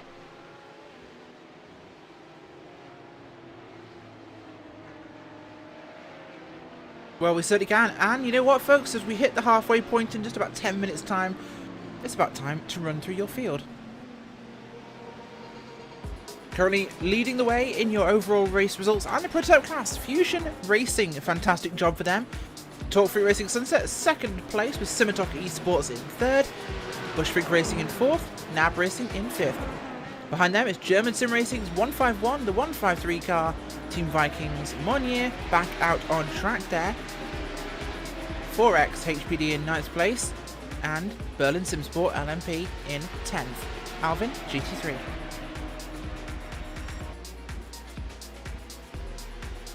In the GT3 class, we have right now the number 22 Hammer Down Racing GT3 duet, the leaders being driven by Matt Quinn right now. Second place, the number 230 Team Vikings Mygar. Third place, 305 German Sim Racing .de. Number 66, Blackadder Motorsports running in 4th place, and in 5th place, not that far behind the number 66, the number 49 and 49 Motorsports. As we go around the rest of your cars, are trying to round out the top 10, the number 007 of TNT Racing Gold. 7th place, Graphite Racing number 292. 8th place, Overdrive Performance number 211. 9th place, number 57 the Apex Racing Group GT Red, and rounding up your top 10, Road Bastards Y, the number 992. Certainly is. And down to GTC, it is a Sim RC lockout still for P1 and P2, with Melon leading Strawberry in the fruit salad. Down in 3rd place, German Sim Racing.de's 255 car. 4th place, Berlin Simsport, and 5th place, German Sim Racing's 256. 6th place is Torque Freak Rodillion. 7th place, Screw Loose Motorsports. 8th place, Blackadder with a G Motorsports, and Fitzy Motorsports GGFX in 10th place. That's our run through on the order of the field so far in tonight's event, and things have been pretty active so far, Alvin. Yeah, it is, and you know, we so far the racing itself has been really fantastic. You know, we have seen some battles here. Some battles here, and we got a battle here in P2 in the overall class here between the number 181 and the number 707. Torque Freak Racing, Sunset, Simatalk Esports. So here's into the outside goes Simatalk Esports. Going to have a look at defending this position. And they do just that into turns 1 and 2 here, Alvin. Very good run around the outside there. They've used that line before, we've noticed. So it's a position they know how to look after. It is, and certainly with this car, especially if you can get that a good run coming out of that triangle, get a good run compared to your opponents, and this car also enjoys a good advantage when it comes to slipstream. If you can combine those two and get a good run before going to turn 1, definitely you can get that overtake done safely before going into turn number 1 sometimes. But the most important thing, you get the overtake done, you do it safely, both cars are able to go. Plenty of racing to go here. There certainly is, and we'll keep an eye on this battle between Simatalk Esport and Torque Freak Sunset. But all the while they're fighting, as I mentioned actually, Team Bush Freak Racing Yellow. That's bringing them closer here, Alvin. They're just coming out the hairpin right now as Torque Freak and Simatalk head into Spoon 1. The gap presently 5 seconds. So it is not over yet. It definitely it's not over yet, but you know, especially with these prototypes, one of the things that you also have to consider, being this car being primarily a downforce car compared to the GT3 and the GTC, which are more mechanical cars compared to the prototypes. One thing you'll have to do at always is pretty much push, because these cars depend so much on downforce that if you hesitate sometimes because you think that you may not be able to make it, well, sometimes you are definitely giving up some seconds here and there, and this car, absolutely you have to be on focus from start to finish. You certainly do. And well, the action's still very much brewing for today. 49 Motorsports actually got past Blackadder Motorsports there that time in turns 1 and 2 as they head up through the S's now. Dunlop curve up towards Degner's. So the BMW, piloted by Dexter Castro at the moment, the rather sad American driver last time out at Nürburgring, of course, Alvin. Probably going to be a lot happier this time, in fact, as they are running down towards a hairpin in that Rippertech sponsored machine. And it is, you know, finally they were able to overtake that number 66 Blackadder Motorsports. Now they just have to be careful because like we just been mentioning, the difference between these two cars, while the BMW may not enjoy the top speed that the AMG has, it does have the downforce and the handling. So Dexter Castro, if he wants to make a getaway, he just have to make sure that going out into this back straight, I'm pretty sure the number 66 Blackadder Motorsports may get a good run here and see if he can get an overtake before going into 130 yard. Otherwise, Dexter Castro should be able, once they go back into those twisty bits, he should be able to put a nice lead over the number 66. Yes, as you mentioned, of course, the Mercedes, the faster of these two cars in a straight line. So, of course, depending on Mark Torres getting a good run out of Spoon 2 or out of this final corner, he could be a big threat to the 49 Motorsports machine of Dexter Castro. But should he not, of course, no real threat there, but that's kind of a given. As past will come Torque Freak Sunset, who is dropped way back actually right now from Simatalk Esport. The gap has opened up to about, I think, 5-6 seconds at the moment as Simatalk heads up through the S's. But 49 Motorsports, they've held onto that line. They're in the S's now. This gap should widen up, Alvin, you're saying? It is definitely. Now this is the part that Dexter Castro really wants to take that car and make sure that his handling really shines, because if you cannot do it, then, well, you're gonna be in for a long day, because this Mercedes AMG, he can definitely lay it down when it comes to those long term. He can really stretch those legs and go and try to go for those overtakes. So for now, 49 Motorsports, you are on the part of the track that you can open up the gap. Go ahead and do it. Well, they certainly will do that. Well, we're heading towards the halfway point in tonight's event, and it's been dramatic so far, of course, Alvin. Oh, Dexter Castro running wide there in that 49 Motorsports machine, the Blackadder Motorsports 66 car. Yeah, not capitalizing, so this battle could be a drawn-out affair. Yeah, it is, but it kind of looks like the 66 Blackadder Motorsport may be able to get a run here going into Spoon Curve, but decides no, not yet. But Dexter Castro runs really wide going into Spoon Curve, perhaps to his advantage, so that was kind of a blessing. Also, huge advantage there, look at that. Prototype cars were also coming in, and that really had an effect on the number 66 Blackadder Motorsport. So, for the 49 Motorsports, Dexter Castro definitely got lucky there. Absolutely, the two prototypes get through there, of course, but Dexter Castro there running an off-track on the middle part of Spoon there, widening the corner. And a huge run through that corner, carrying much more speed, and look at the advantage he gained. Whether that was intentional or accidental, look, he just carried too much speed into the corner, Alvin, but the result was he got an absolutely monumental run up the backstretch. Well, it doesn't seem to me that it was really on purpose. I think it was more due to the fact that he saw some faster prototype cars coming in, and he said, you know what, yes, I am in a battle, and sometimes, you know, given that concentration on a battle, sometimes you may lose the focus on faster cars coming in, so might as well give him some space. But also at the same time, yeah, like you just mentioned, on that part of the circuit, it kind of also plays to your advantage because you go out, it's still paved, so you can still keep that throttle down just a little bit. It certainly will be. Well, folks, we're at the halfway point of tonight's race, and we are going to go for a quick commercial break, but do not fear, we will be side by side on RacespotTV. Join us in just a few moments' time.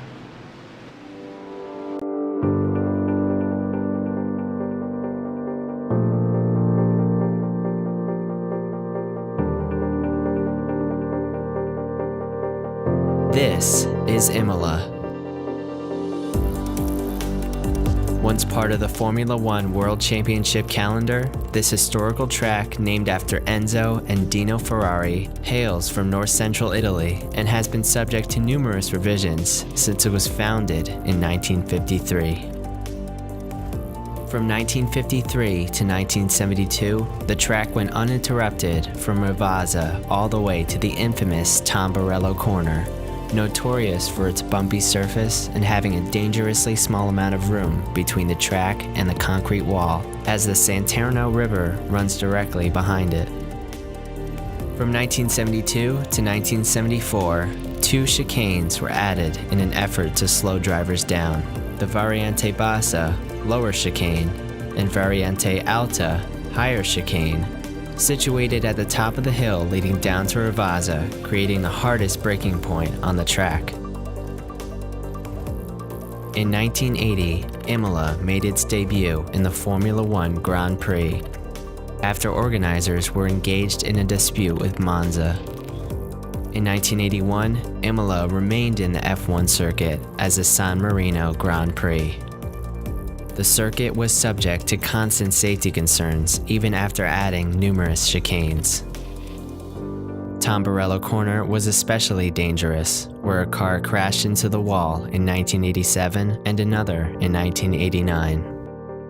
The tragic weekend of the 1994 San Marino Grand Prix shocked the motor racing world. Rubens Barrichello would survive a serious crash at Variante Bassa, but sadly, both Roland Ratzenberger and Ayrton Senna lost their lives that weekend. So in 1995, major revisions were made to the track layout. Tamburello Corner, previously taken flat out, was converted into a 4th gear left-right sweeper, and a gravel trap was added outside the corner. Villeneuve Corner was also made a 4th gear sweeper with a gravel trap. In an attempt to retain some of the quickness and character of the old circuit, the chicane at Acqua Minerale was eliminated. Variante Bassa was also eventually removed to make way for a more modernized, longer pit lane. After 2006, Imola was dropped from the Formula One World Championship due to lack of funds. Whether Imola will once again be a part of the Formula One World Championship is unknown. Today, Imola is home to the annual 4 Hours of Imola, part of the European Le Mans series. It remains a popular bike racing circuit and has implemented minor changes over the years to be used solely for motorbike events.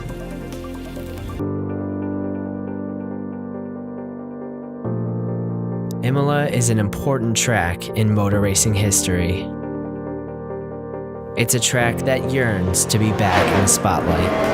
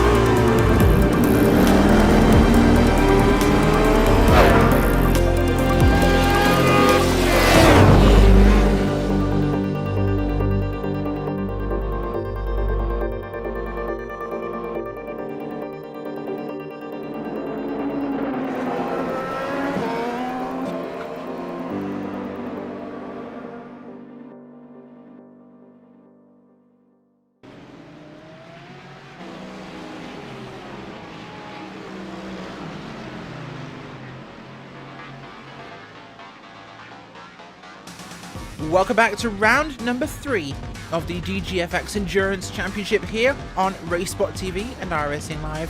I'm Richard Wyford. I'm joined by Alvin Nieves as well. We have just gone past the 1/2 marker of the race. It's been busy so far on the track as these guys have been dueling away. It's almost the end of the world almost, as we are watching a fantastic battle here with the German, well, the Blackadder Motorsports 66 and the 49 Motorsports BMW. As up the inside goes Castro as they go into the Casio Triangle. They're fantastic racing, as I'm being distracted from my return from the break here by battling that hasn't stopped, Alvin. So far we've seen cars from every class doing battle on the track. So, see, Suzuka has not been forgiving.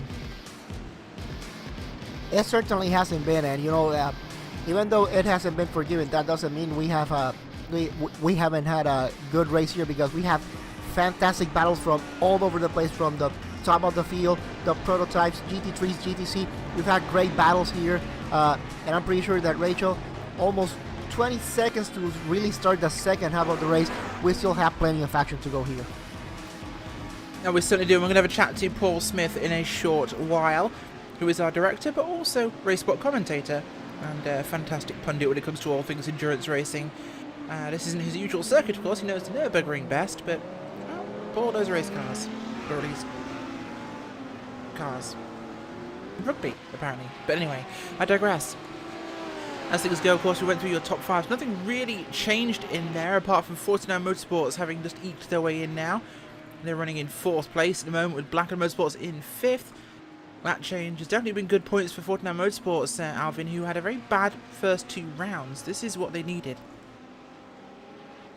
It certainly is, and when you have bad rounds, it can really have an effect on how things go with mentally, but also within the team, how you go how you go through those.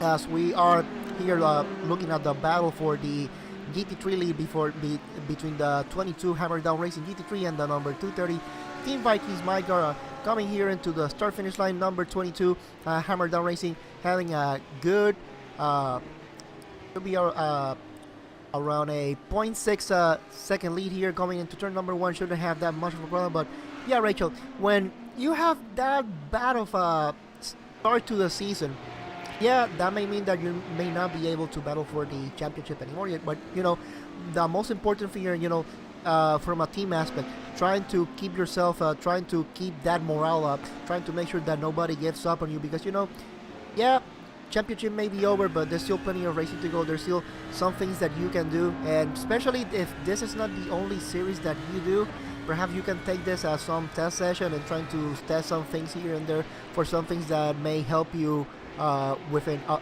other series as well. Certainly is. Oh well, those two cars still battling pretty hard at the moment. Team Vikings, Midgard, and Hammerdown Racing there for the lead. German Sim Racing relegated to 3rd in class. Dexter Castro and 49 Motorsports, they are in 4th place. Blackadder have dropped back as well. They were pretty close, but that one has just dropped away, Alvin. And in GTC though, things a little bit closer in places. It is definitely, but when you look at the GTC class, pretty much this has been a MRC show with the Melon and Strawberry pretty much have been dominating this whole GTC field. And yeah, we have some battles here and there within the GTC class, but definitely that MRC.de team, definitely that team to beat here in the GTC class. Of course, regulars in the new Endurance Series and iRacing Endurance Championship, SimRC.de. Those cars we're used to seeing, that fractured black and green livery, right at the front of the field, so they're definitely a figurehead to beat here, but perhaps might not have been the case if Vendaval had been in this field, of course. We certainly missed that entry as someone to keep them in check, but people that really kept them honest so far, German Sim Racing kept them very honest in this race so far, as have Berlin, SimSport, and likes of Blackadder and Screw Loose, Talk Freak, Rodillion. Those top 5-6 teams that we've got in GTC. Done a cracking job, but look at that one there, German Sim Racing. Almost sideways there, getting past a GT car. Oh, contact! As Steve Clay's there in the AG Motorsports car, actually not German Sim Racing, shoved their way. I'm not sure what I saw here actually, Alvin, because it looked as though the AG Motorsports car, okay, it was already ahead of the Mercedes when it started. Mercedes starts to kind of look towards the outside. AG turns in. The Mercedes just runs straight into the back of him, what I'm seeing here. He just runs right into the bumper, taps him and sets the car. And as we go through wide across the line with a prototype, that's not the best behaviour by that Merc. And it definitely is, and that's really the big difference between these three cars, especially if you are a GT3. If you have the for a GT3, with having all those electronic perks with the ABS and the traction control that the Porsche doesn't have, of course, it really does help the GT3, but with the GTC not having all that, have to be a little bit more careful, but, as it was just a little tap, everybody's still able to go. Yeah, they certainly are. Looking forwards in the field, though.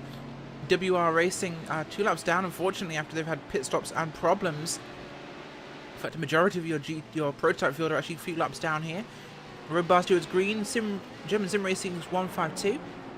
Samba Racing Team, WR Racing, Unicorn Endurance, 4X HPD. They're all 2 laps down. 1 lap down is currently Berlin SimSport, LMP, Bush Freak Racing Yellow, and Team Vikings Monier. So right now we only have 6 cars on our actual lead lap in this one, of course, Alvin. That's Fusion Racing, Summertalk Esport, Talk Freak Racing Sunset, NAB Racing, and the German Sim Racing 151 and 153 cars. So this field has definitely been narrowed down, and the gaps between them have opened up once again. So Summertalk very safe in their 2nd place, as Talk Freak Sunset have dropped back about 20 seconds behind them. And this has been definitely the thing that we have seen, especially with this prototype class, especially when you consider that this car, if there's a car that you really have to have patience, is this one, the prototype car. But at the same time, you want to have patience, but you also want to be a little bit aggressive when you want to push the car, because you want to make sure that you use that downforce to the maximum possible to extract the best lap time here. But also, when you're going through traffic, you also have to be careful, because the slightest touch, the slightest wrinkle can definitely ruin your race as well. It certainly is. We're going to bring in Paul Smith right now as our expert and analyst in this situation. Paul, you're definitely more of a touring car driver yourself, but there's a lot of similarities in some of these GT fights we're seeing on the track and interactions between the GT and GTC field. Patience a little bit lacking, or have they got the touring car mentality down? Well, I mean, I don't know how they're going about this evening, by the way. It's really a difficult track to actually do multi-class racing. It's not the widest of tracks around here. It's an old track from the 1960s, so the biggest room for people to go 2, maybe 3 wide as well. And you just want to see these drivers just working together, because if you work together, you're going to end up losing less time than if you try and fight on and try and hold in front of the car that's trying to make the pass on you and to put laps on you. So really, as we see the GT3 leaders both come into the pits at the same time, really, we've got to see a little bit more cooperation from everybody so far. Luckily, we've not really had that many cars go out the race yet, but one big incident could be a disaster for everyone. It certainly could be. One big incident could do it all, as German Sim Racing on pit road actually right now, their GT car from 3rd place. Wonder what's happened here. We are not quite at the... Oh no.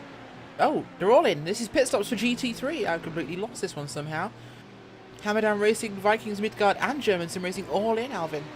And sorry to interrupt, but we just had a big incident here with the number 8, the SMT Motorsports, going hard into the wall after going a little bit wide into 130R. Take us through it, Alvin. Well, it kind of looks like it was pretty much by themselves. They were just going into 130R, and as they were exiting, kind of looks like they ran just a little bit wide and, well, lost it into the wall, and big damage there with to the number 8. It certainly is big damage for that number 8 machine, and that could be end of their day for SMT Motorsports.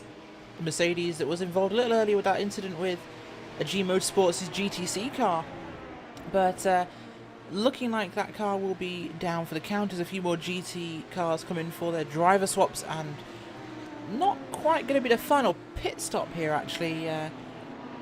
Alvin, and sorry to interrupt, but just another big incident here. The number 67 coming out of the spoon curve lost it a little bit, had contact with the number 256 and also into the wall as well. So Rachel, it's starting to happen all over again here with some drivers trying to lose a little bit of concentration. We're showing you a replay now, Alvin. You're on it. Let's tell us what's happened.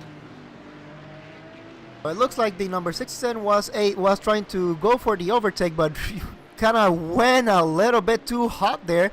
And as they were coming into the second part of spoon curve, went a little bit wide and lost it. And the number 257 also given a little bit of an assist. Not intentional, of course, but that really did help. And the number 67 going into the wall really hard, really unfortunate for them as well. I mean, what you saw there, Alvin, was the car got up onto the curb and over the curb, and as soon as you do that, we've got the AstroTurf there on the outside of that corner, and he's just tried to spin up the wheels, tried to get a bit of pace going once again, and he's ended up just spinning that car around, and yeah, as you say, into the wall hard. There's a lot of damage to that car. They've decided to, let's just get it back to the pits and It certainly will be. Unfortunate end to Blackadder Motorsports 67 cars day in this one of their GT3 entries, as the field started to go into crazy alcohol. Yeah, it's this start part of the race where you start seeing people just getting a little bit dozy. If you've got drivers that have been in the car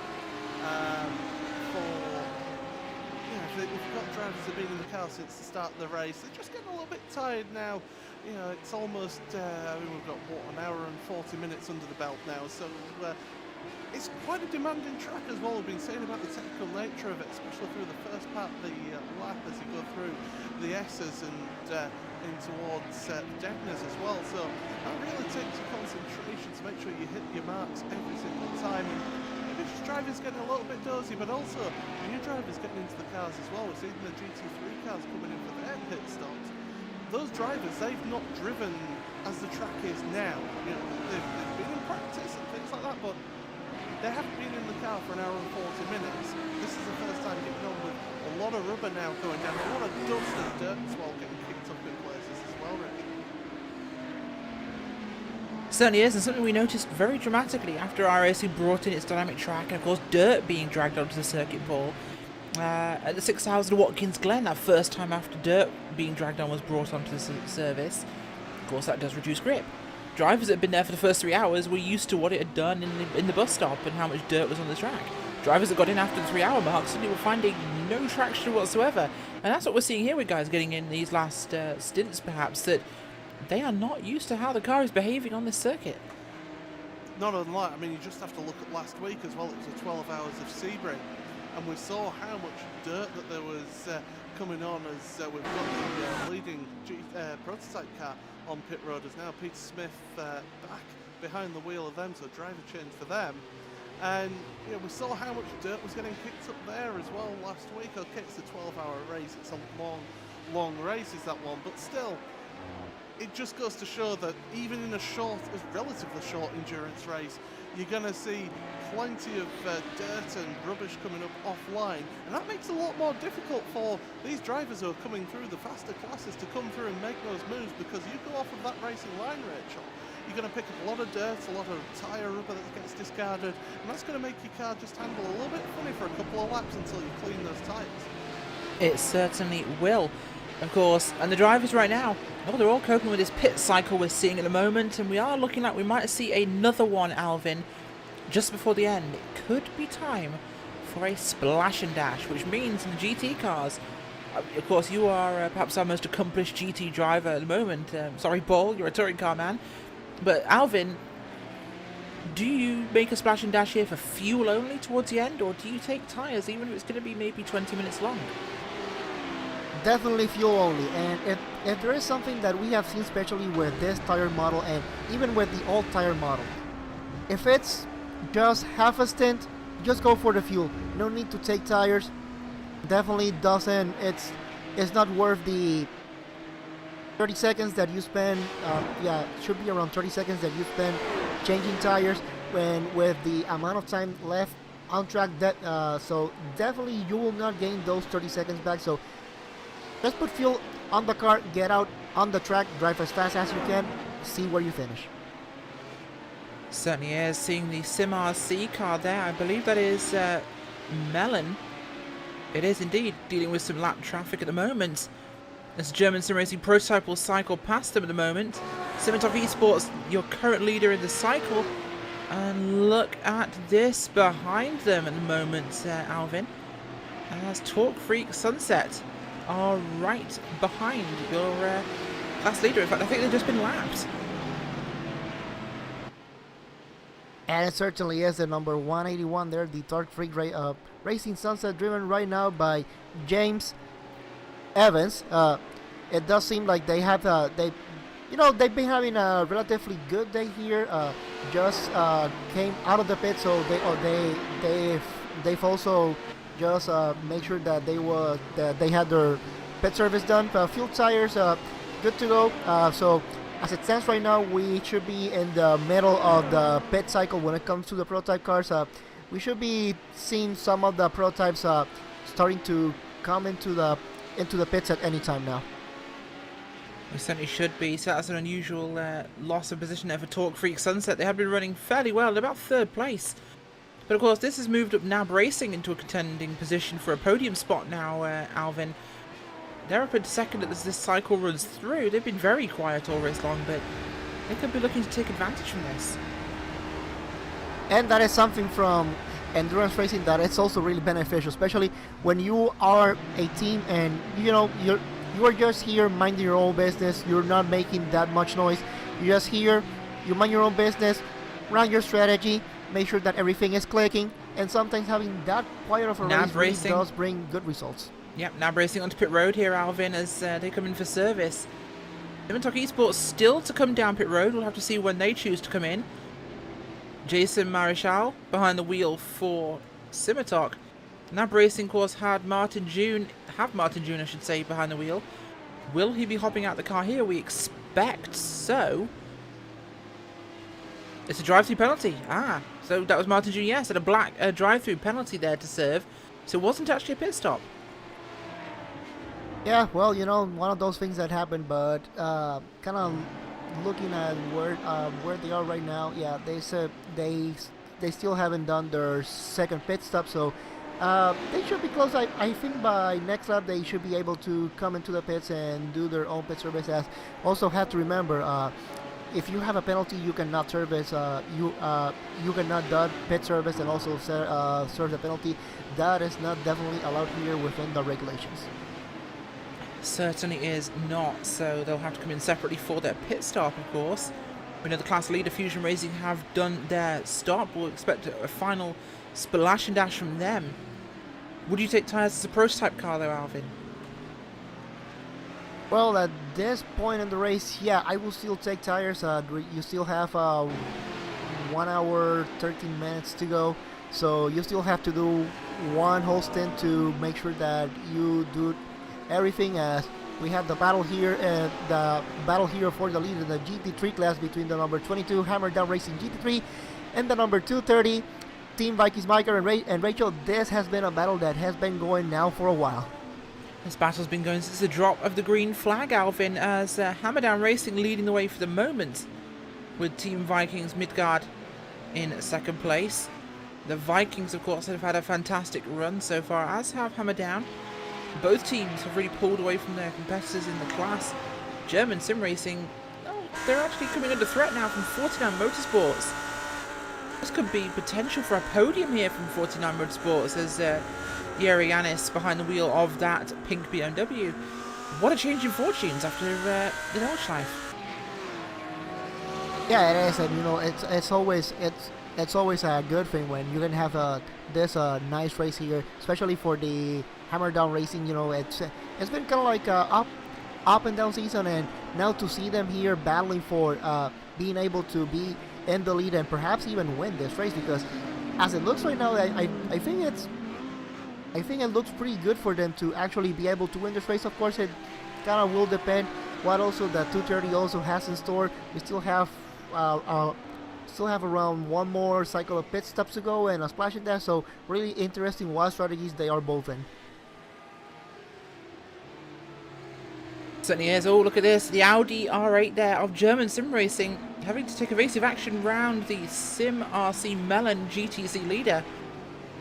Not able to actually pass him. It will go up the inside there in one, but this is giving Yeri Yanis of 49 Motorsports an advantage, allowing him to close that gap here. We could see a battle for our final step of the podium in GT3. And this will be a very exciting fight. Mid-engine versus front-engine.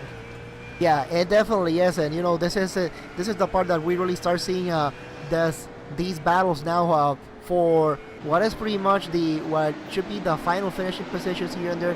Yeah, like I said, we still have some pit cycles to go in, but now with 1 hour 10 minutes to go, now most of the race is pretty much done.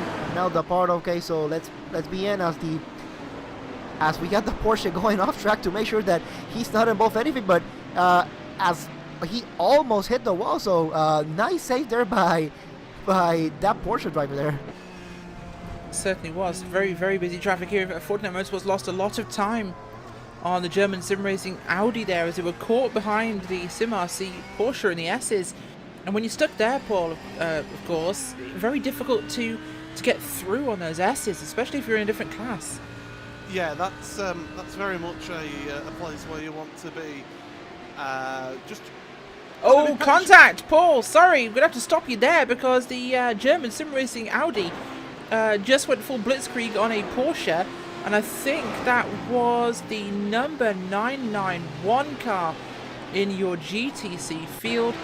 That is, I believe, is a 911. There's also a 991, if I can locate him in my standings. That is Road Bastards Blue. So, second part of Spoon now. I'll get a replay for you. Yeah, I'm just looking at the replay now, and yeah, he did just got under the back end of that Porsche, pushed it up off of its rear wheels, not touching the ground, so able to carry on. But now 49 Motorsports, they were right up with that German Sim Racing.de car as they're heading down towards turn 1 now.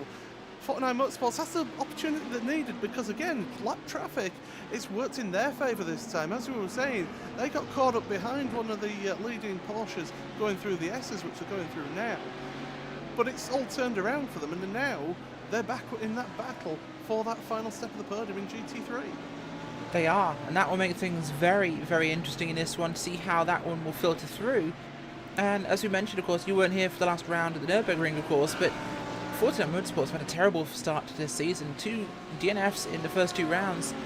This is looking like a podium. So what an inversion of fortunes. But this is motor race because a caution will fly on the circuit for the first time today. Full course caution has been thrown by your race control department. We are not sure what's happened. Of course, the regulations of the series dictate if you have to tow your car, you have to discuss it with race control, and they will throw a caution. And we have a Mercedes stopped on the racetrack. 2 cars, in fact. One of them, I think, is work in progress racing.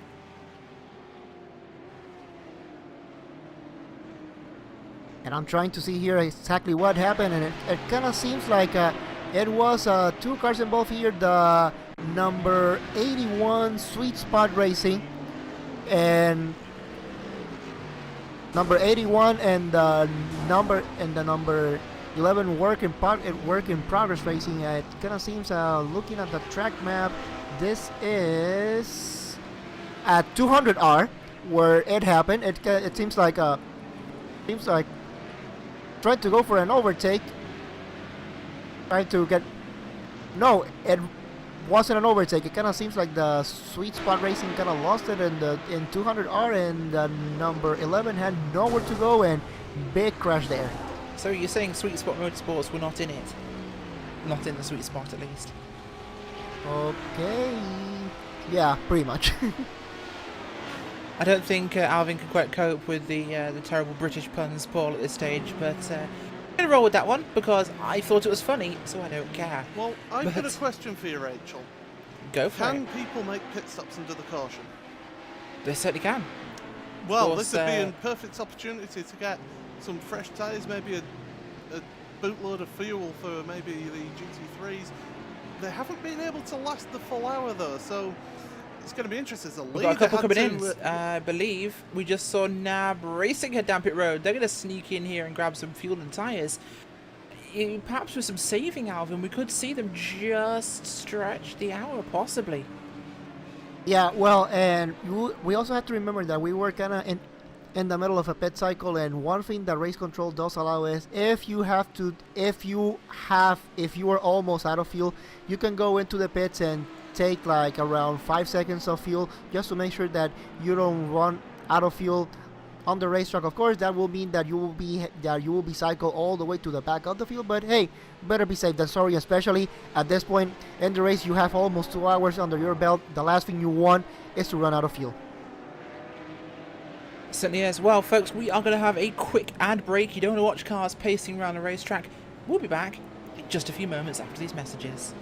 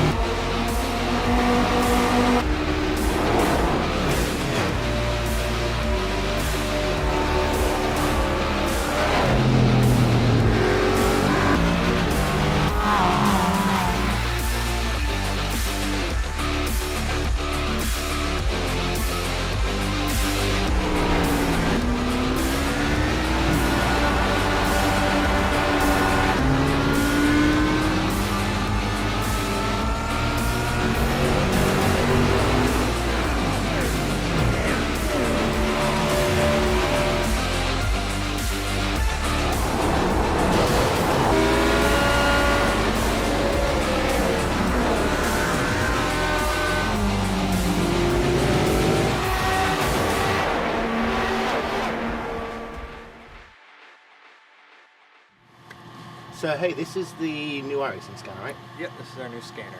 Wow. And this scans all your tracks and will scan everything else around it as well? Yeah, you can even scan yourself with it. Oh, that's awesome. Now, don't tell Tony that I asked, but how do you turn it on? You just hit this button, scan right here. Cool. And then that's just going to move around? Yep, it'll just do a rotation, scan away. Oh, wow, that's cool. That's cool. That's Yeah. real cool. Hey Kevin, can you come to the office for a minute? Yeah, I need to show you right something. there.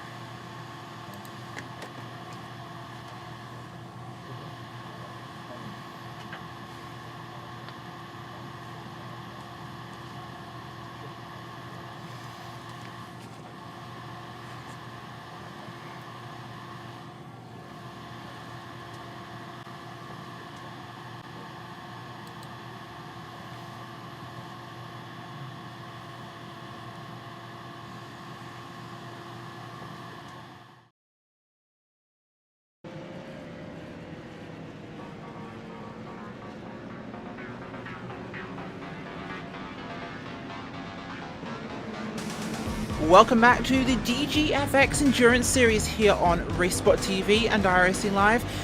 We are under caution as we tick over hour number 2 into hour number 3 here. Richard Whiteford, Alvin Nieves bringing you the action from today's race. Everyone behind the pace car at the moment as they head up towards 130R. Alvin, big junk in 200R course this, and well, it's our first one today. We almost forgot they existed. Yeah, it is absolutely, and you know, something definitely. It's always a good thing when you can have long green flag runs that, like the ones that we have been enjoying in here today. Of course, in comparison to the last 2 rounds where we have some caution periods here and there, perhaps a lot more that we would have wanted to. But this one went almost 2 hours caution free. But we always mention you always have to be patient, and well, some people just run out of patience there at 200R, and we are under full course caution for the first time in here today. Of course, we ran full course cautions available for the first round at Interlagos. However, when we came to... Actually, I think we might be going back to green flag conditions in just a moment's time. It will not be this lap, however. But, of course, we had full course cautions available for Interlagos. We used virtual safety cars for the Nürburgring, Alvin, because it's a bit long for everyone to try and catch the pace car and then lap actual laps under pace car conditions. So we actually had a VSC and it worked very well. Of course, I almost forgot the pace car existed in this series, but she's back out on track at the moment. Everyone lined up behind your class lead at the moment. German Sim Racing actually ahead. They jumped Simitok under that one. So if you look at this is very interesting because have a look at who's lined up where. We have a lot of prototypes right behind your leader. We have reset the running order. The gaps have been basically destroyed. Fusion Racing's monumental lead is gone. We've got an hour race. This has just turned into a sprint event, and it is on. Yeah, it certainly is, Rachel. And when you have these things happening on the racetrack, of course, it's gonna... You as a team manager also have to redo the strategy, and you have to make sure that now, whatever happened. Now, you have to definitely get things going as they are right now. Almost 1 hour of racing. Now is the time that you really have to reset your racing strategy. See where you are right now. Now forget it. This is a 3 hour race. Now this is a 1 hour race. As it stands right now, we are under caution. The lights on the pace car are out, so the next time around we should be going back to green. So Paul, as this race goes on, I think sorry, I just see the pace car lights up on again, my bad. So Paul, I'm pretty sure that you don't see this being really common here in iRacing, having endurance races with full course caution. So you with so many races that you have seen so far, how do you see this full course caution kind of come into thing, and kind of how that does affect you as a driver, as a strategist, and everything else in between? Well, I mean, if I was a team manager right now, I'd be telling my driver just as little gas as possible. If you've got a fuel mode, turn it to the most the best one for this period. You want to use as little possible fuel as you can at the moment. I'm trying to do 3 things at once here, and yeah, so basically you want to be looking after that fuel. You want to look after your tyres, because ideally, if you do have to make a splash and dash towards the end of this race, then you will want to not take tyres. So looking after your tyres, get the tyre temperatures down at the moment is probably a good thing for them. It just means that they can just reset things, just get back into it. If somebody has, say, had a moment where they've had to, where they've had a spin or something like that, it gets the tyre temperatures back down a bit, so it's a bit more manageable. You've got a little bit more grip. So fuel, tyres, you're going to be looking after that. And with the safety car lights being back on here, we're going to have one more lap of safety car, because if we are, that's really going to play into the hands of these GTC cars, because they can just about go the hour. And that's what we're going to see here, Paul, of course, as this one will get down. After being an endurance round, we're here for a sprint event. We might have a pit stop in here for some classes, we might see some people stretch this to the end, but all the gaps are gone. And you know what? This is the sort of time when you need every sensation in your sim racing equipment. And you know what? Sim Experience can give you that. They are one of the stockists, of course, of AccuForce, with unparalleled realism and the most advanced tuning features on the market. The AccuForce Pro steering system is not the only complete plug-and-play direct drive force feedback wheel for sim racers. You can check it out, of course, on simexperience.com. Sim Experience with an X, no E. Don't forget SimVibe. If you want that extra bit of realism, SimVibe by Sim Experience is an advanced multi-dimensional audio-based feedback software that utilizes between 1 and 8 bass transducers, butt kickers or bass shakers as you probably better know them, to provide the correct physics-based vibrations at each corner of your sim rig. Check them out on simexperience.com. Well, as we get ready to go back to green in probably one more lap's time here with the pace car lights still being lit up. Who are your picks on Alvin and Paul? Because I don't think the guys who've been leading all race long with this endurance patient approach will matter anymore. Well, here's the thing. We still have some of them may still be able to come into the pits and just get done with most of the service as it stands right now. So I'm gonna reserve my winners once the cycle of pit stops is done, because it doesn't seem to me like some people may do a pit strategy call here, as most of the prototype teams may not be able to make it from here to the end, as we see two prototypes coming into the pits here. So 3 actually. We've got WR Racing, we have, I believe, one of the Vikings cars, and German Sim Racing. That's actually, it was Team Viking Monier have come onto pit road, scored a lap down, but a number of cars have actually pitted, as the rest of the field will come forwards now as they are behind GT cars. The field not in order here, of course, let's not forget. This isn't divided by class. These are whoever was picked up by the leader. It just happens that the leading prototypes were also there. But it looks like a lot of prototypes here choosing this final lap of pitting to come down pit road, get that service, make sure that tank is as topped off as possible, as I believe, looking at our leader and the pace car, lights are out, we'll go green this time by. Yeah, and interesting thing there is that some of the prototype cars have taken a splash and dash. Some of them, well, one of them, German Sim Racing, the 151, who was in second place before Wells, too, were in that phase there. They've actually changed driver as well, so they've chosen this moment to get to a driver change and get Gerard Winter into that car. So plenty of cars on pit road. I'm just looking at the screen here now, just look at the shot there. Plenty of GTC cars. They're making their final pit stop. They're getting that pit stop out the way. It's just going to be a straight fight to the end for the GTCs. It certainly is. And well, this one's going to be a very furious battle to the end, we think. Fusion and Simitok are very close. That's going to be one of the talking points. We know Simitok have been very fast here, Alvin. Can Fusion hold them off now? We saw them very quick in the early running, of course. They made that early breakaway. That was largely during traffic, but could we see it repeated? Well, you know, judging by how this race has been going, it wouldn't surprise me if they are able to still break away with this race and perhaps with the win. But Semitalk Esports, Jason Marshall, definitely been doing a fantastic job in here today, starting in P4. However, team, well, looking at it, they still have to come into the pits one more time, but running in third place, the German Sim Racing.de, the number 153, they still have to come into the pit. So this order is it's a little bit convoluted, so may not be the real standings for this race as it stands right now. But you know, Rachel, these cautions always bring in interesting strategies when it comes to the end of this race. Yes, they're doing interesting factors in this one, of course, Alvin. Torque Freak Sunset and Bush Freak Yellow are back on the lead lap because of wave rounds gained during the pit cycle. Yeah, They've been factors in this race so far. Now our main contenders are all on the lead lap and able to fight for this one. We have what's looking to be 50 minutes here of an out-and-out sprint fight. It definitely is, and you know, sometimes you gotta have lady luck. You know, there's really no question about it. Sometimes, you know, you can have the best race that you can, but sometimes, you know, things kind of don't go your way. But sometimes lady luck does smile at you and say, you know what, you have been doing good. You have been a good boy.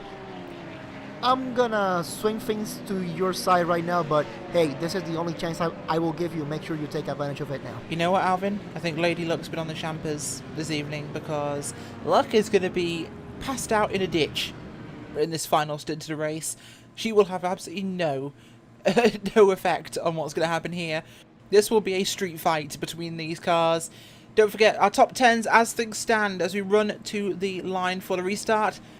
It is, at the moment, Fusion Racing leading the way with Simatoki Esport, German Sim Racing, Torque Freak Racing, German Sim Racing's 151, Team Bushfink, NAB Racing, Team Vikings Mjolnir, and Berlin Simsport with 4X HPD, your top 10 in GT in the prototype field. In GT3, it's Hammerdown Racing, Team Vikings, German Sim Racing 305, 49 Motorsports, Blackadder Motorsports, your top 5 with Graphite Racing, V-Apex Racing GT Red, TNT Gold, Road Bastards White, and Overdrive Performance.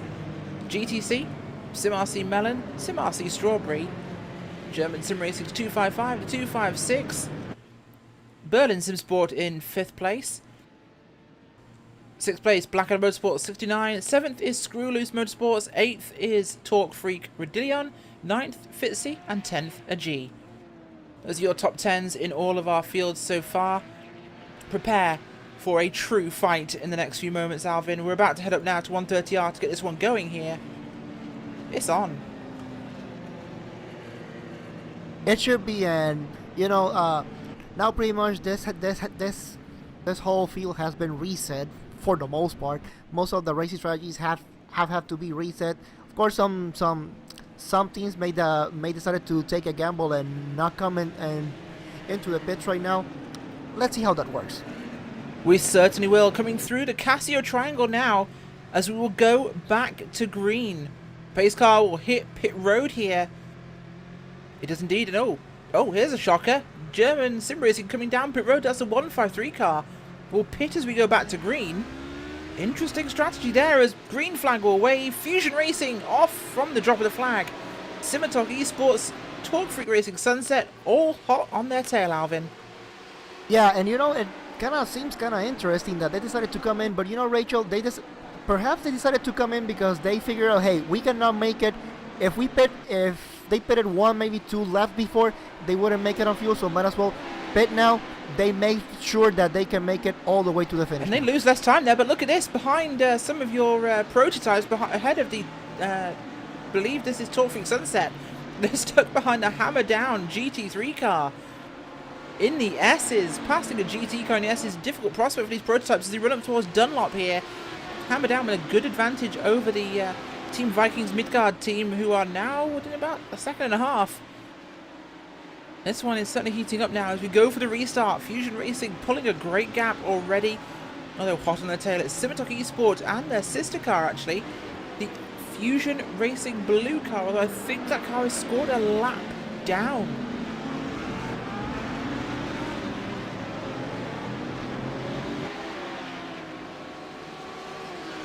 Yes, and it is, you know, Rachel, something that you mentioned, you know, especially with these prototype cars, you can have the best car, you can have the best tires, the downforce and everything, but you need to have the space to also be able to do the overtake. Especially on these Esters, it's really, really, really difficult to actually get an overtake, especially if you are in a slower car. So, of course, these restarts may bring the most of the field close together again, but also once things go back into green, well, it's back into racing and back to patience mode. Certainly is, and while the race is back underway, we've just been told by race control, of course, Alvin, in the final 30 minutes, so in about 90 minutes time, any cautions will be virtual safety car only. And well, based on the fact the field is completely bunched up here, we could well see another caution before too long.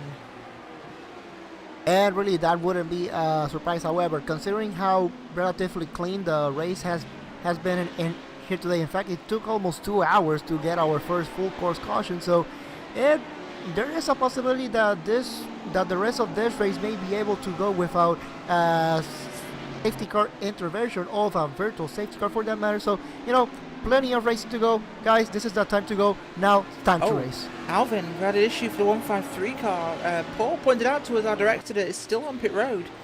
They are indeed. In fact, there's no one in the car. That's going to make things interesting. There is no driver in that car. That car looks like it could be possibly retired at this stage. I wonder what's happened to them. Yeah, well, it could also be a matter of maybe something happened to their driver, perhaps, that he had to do something. So while the race is still going on, Rachel, I'm gonna go in a little bit into Inspector Gadget mode and see exactly what happened.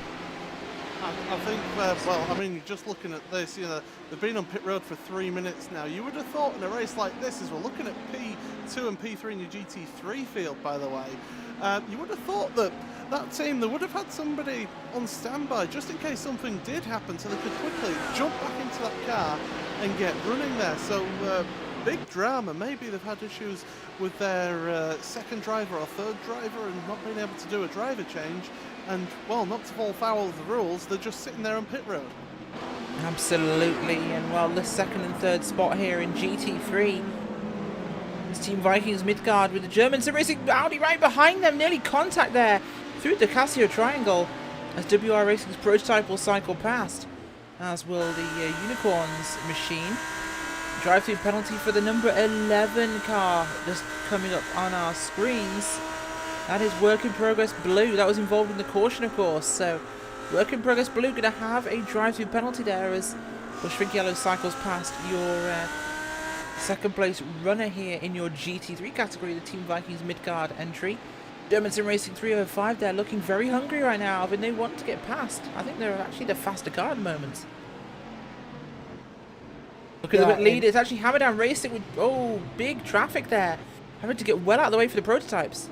Oh no, GTC, sorry, I'm looking at the wrong cars. Being yelled at by my director as, well, SimRC Strawberry had a problem. They've dropped back, and look at this now. The lead has been taken by German Sim Racing's 255. There's another German Sim Racing Porsche behind them. So the fraternity of SimRC cars broken up by their national stablemates there, of course, the German Sim Racing team. Yeah, and it certainly is. And Rachel, this is something that we always see when it comes to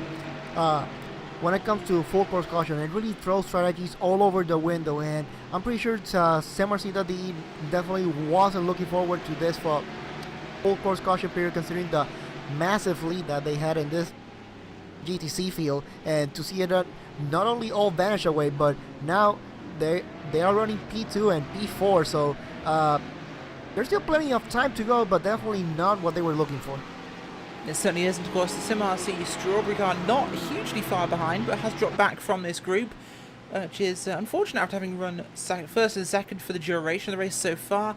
We look to see, of course, Leonardo Corti catch back up to that group again, help out a teammate Lucas Dolzer, who is leading this race at the moment.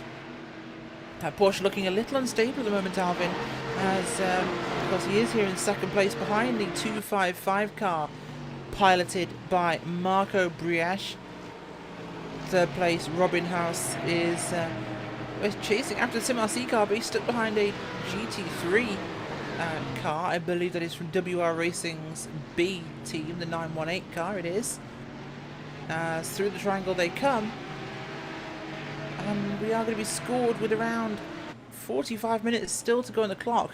Everything to play for.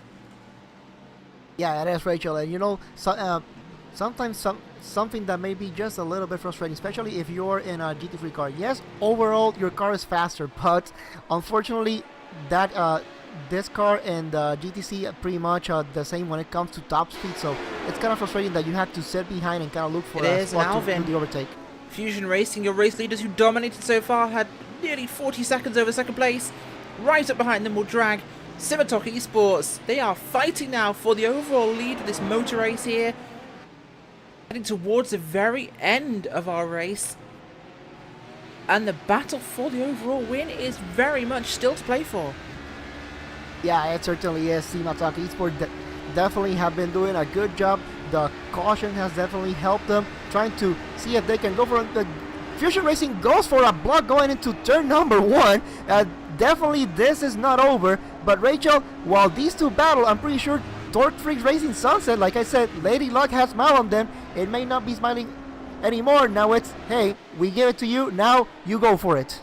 Certainly is, and Torque Freak Sunset are charging through the S's now after dispatching a GT3 car there. Heading up after your two leading cars, Simatok Esports and Fusion Racing. This one could certainly close down. The time of the line was 3 seconds and 3.3 seconds even. So it's not insurmountable at the moment, and with these two cars fighting, and Fusion Racing having to go offline to defend Alvin, that's going to bring that time to Torque Freak Sunset down. These guys have to see that coming. Well, the team managers will have to point this out. It's time to make that gap again, because this is going to be an uncertain finish, and we have a three-way fight for the win, never mind the podium.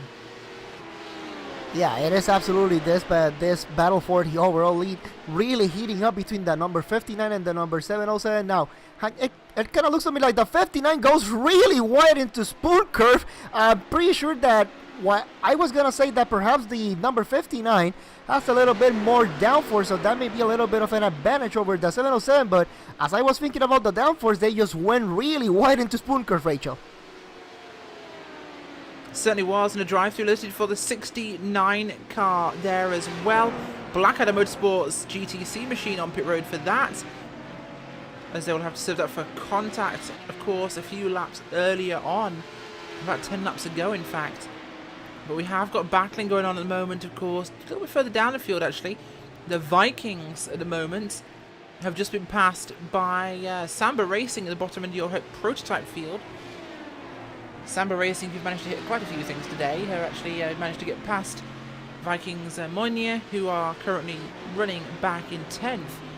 So a battle ready for the last spot in your top 10 here, and it's not all at the front, it's certainly not all on the lead lap at the moment, Alvin. Yeah, it certainly is, but you know, I'm still keeping these. I'm still keeping an eye on this battle for the overall lead, because as they were going into turn number 1 and 2, they have some traffic to contend with, and that definitely didn't help the number 59 of Fusion Racing. Help a lot more Simatok Esports. They're able to close the gap right now because. Oh, Alvin, sorry, no. Look at this. 49 Motorsports up the inside of the Audi RA to Graphite Racing here to put themselves back into 4th place from 5th.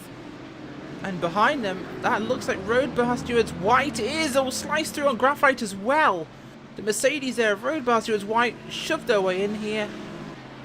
49 Motorsports, the biggest leader there, of course, GTC lead. This is German Sim Racing under threat now from Sim RC Melon. In fact, it's a sandwich. It's a German Sim Racing sandwich there for the Sim RC car. Can they take advantage? Going to look to the outside as they head into the triangle. Can the cut back in a straight line come in? Look at this. It's 2 German Sim Racing cars, 2 Sim RC cars here through the Casio triangle under an absolute umbrella at this point in time. We've got a 4-way German fight for the lead in Porsche 911s. You have got to love iRacing, although it looks like engine problems have become more dramatic there. For German Sim Racing's 153, the car smoking as a prototype from German Sim Racing slices through. Definitely advantaging the German Sim Racing Porsches in that one. Choosing a moment to pass the Sim RC cars that might not have been the best for them. Watch this, we'll probably wait for his teammate. He won't wait for his teammate. Actually, no, he will, so team order is certainly in effect in that one, Alvin. Yeah, it is, and you know, going back to that smoking engine, kind of looks like somebody forgot where the starter ignition button is to turn off the engine of that car, so pretty much kind of smoky engine. So if we thought the race was over, now we know for sure the race is over now. But you know, going back to this battle for the GTC lead, that's been fantastic. You know, these 4 now they're able to go through it, and will be interesting what SimRC.de are able to do, as we got the number 181 coming into the pits right now. It is the 181 onto pit road. That's Torque Freak Sunset for their splash and dash of fuel. And they'll get their service and they'll be back out on track. They're splitting this segment in half, it seems. They did take tyres, I believe. Do you know, that looked like it was just fuel, in fact, at the moment, Alvin. Yeah, it is, and you know, this is pretty much now, you know, going through your strategy and trying to make things work. As this battle here in GTC from the lead all the way to P4, Rachel really heating up. The German Sim Racing.de SimRacing.de. It kind of seems like this is a 2-on-2 battle, as the battle here in P2 to see if the lost it just a little bit and see what he's able to save it, but now going all the way back from P2 all the way to P4, the SimRC.de email, and so German SimRacing.de 1-2 now. It certainly is. German Sim Racing 1-2, SimRC.de 3-4 here. Last time we saw Germans fight this hard against each other, Alvin, I think it was David Hasselhoff concert tickets on the line, because this is absolutely crazy battling we're seeing. Yeah, it is definitely, but this is a fantastic battle here that we have right now, and with these two teams coming in. But just trying to go just a little bit throughout all the battles that we have right now. Just to give you a quick update, the battle for the overall lead between Fusion Racing and Simatalk Esports, it was close before we focus on this battle, but right now it's just under 3 seconds between these two, so Fusion Racing starting to open those legs now.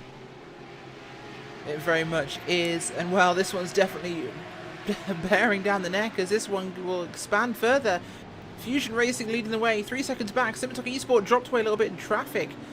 German Sim Racing's 151, 25 seconds back. That one is no longer a factor. In fact, Bushfreak Yellow also dropped away a bit here, as did Talk Freak Sunset. 1 minute 9 down. They've made their stop though, so of course other teams will have to stop. I think German Sim Racing took a dash of fuel in this case too. That will be interesting. But down in GT3, German Sim Racing and Team Vikings, they're on this one, Alvin. Yeah, it is, and also this battle for the GT3 lead is also definitely not over. However, I'm trying to see exactly because the leaders, the number 22 Hammer Down Racing GT3, it kind of seems like perhaps yeah, they just came down into the pit, so they it seems like they just came in to do their own splash of gas. So Hammer Down Racing GT3 should definitely be done for when it comes to pit strategy. So now it's just concentrating on making sure that they can, well, lay the hammer down. It certainly is, and we're going to make as many hammer down puns as we possibly can without invoking Reinhardt as this one will go forwards. That one's been an interesting battle we've seen with those guys, of course, as German Sim Racing do lead the way. Hammer down are actually well down the order at this case. Oh, we've had a contact coming out the final corner. I think that was with GT3 cars. I caught it out the corner of my eye on one of the screens there, Alvin. Did we see what happened there? No, it kind of seems like I wasn't able to catch exactly what is going on, because, you know, Rachel, there's so much action going on in here. It's a Porsche, I believe. It's one of the bad cactus. It's not a bad cactus car. It's Road Bastards Blue. Have had a... No, 77 car. Okay, we found the number. It's Fitzy Motorsports with a bit of a donk into the tyre barrier, as they had some side-on-side contact with the 26 car of Screw Loose Motorsports. Got him a little bit sideways, but looks like they tried to get the power on the curbing, lost the back end, dumped the car around, and narrowly missed the tyres. That could have been a big problem.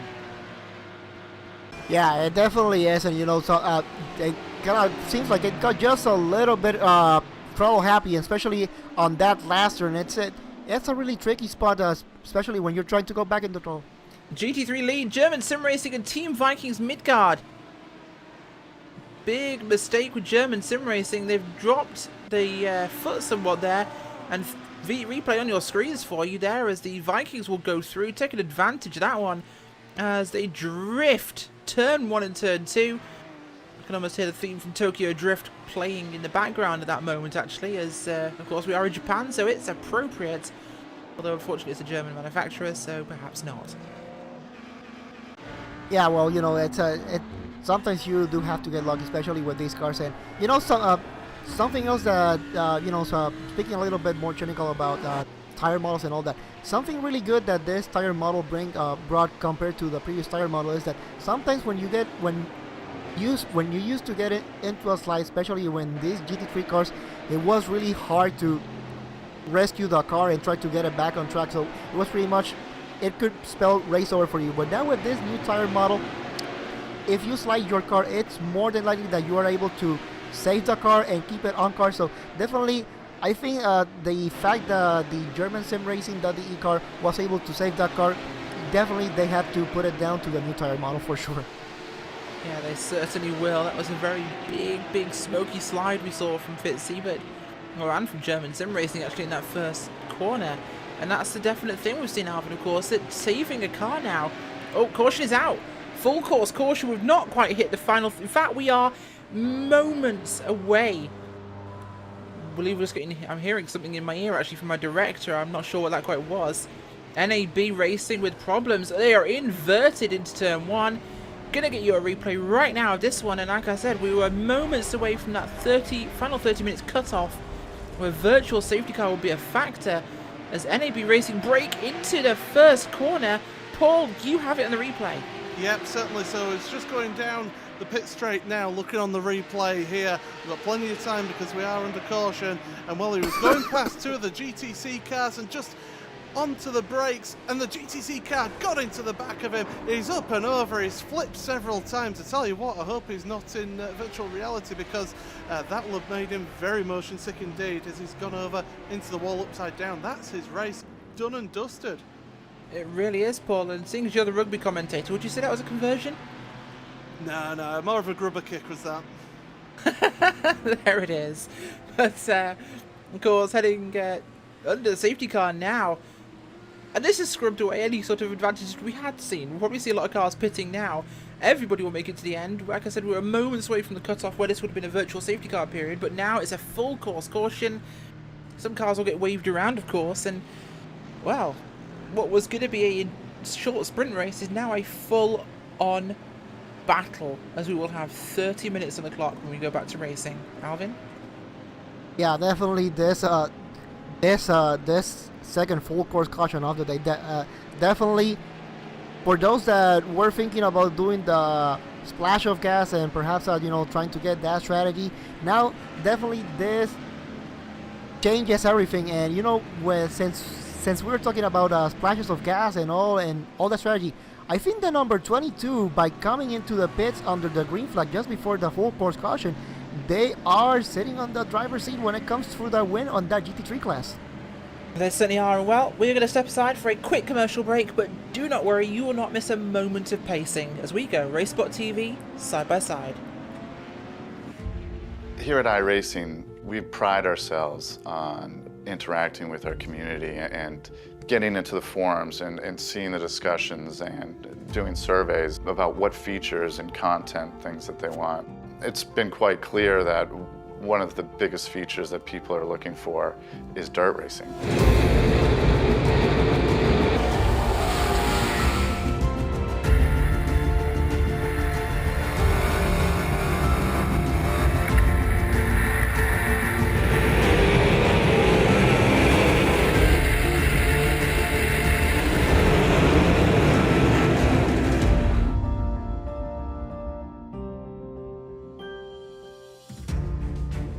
The first step in doing something like that was obviously our dynamic track project. It has set a great foundation for us to do a lot of different things with our surface going forward. With this dirt track project, it became evident that we needed to really become educated on what happens with dirt, not only the preparation of the track, but what happens to the surface as a race is going on. We've gotten in touch with the University of Northwestern Ohio, and there they have a terrific motorsports program, but they also have a big focus on dirt racing. They have their own dirt oval there called Lima Land.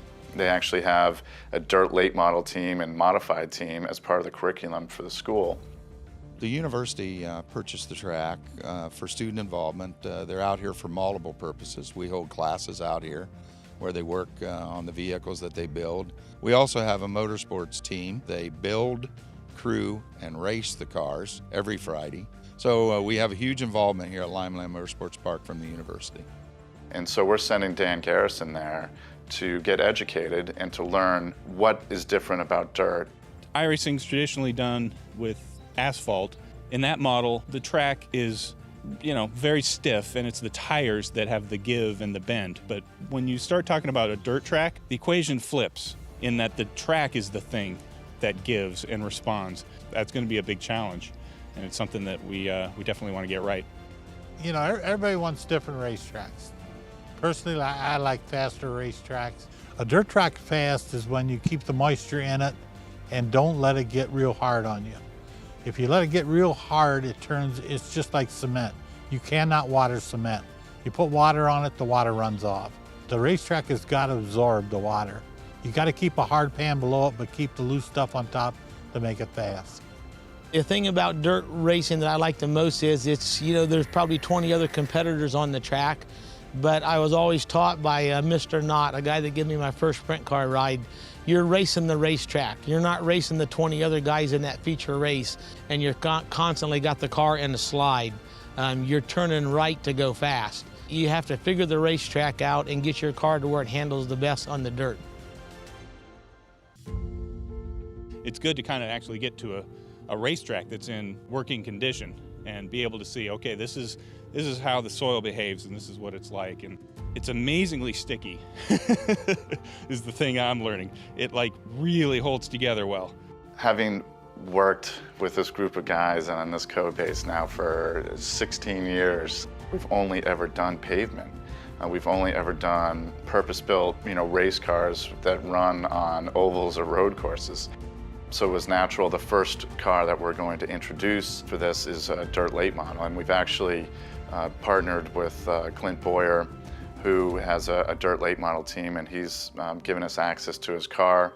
We've scanned it, we've photographed it, and started the data collection process with his team to understand how the car works.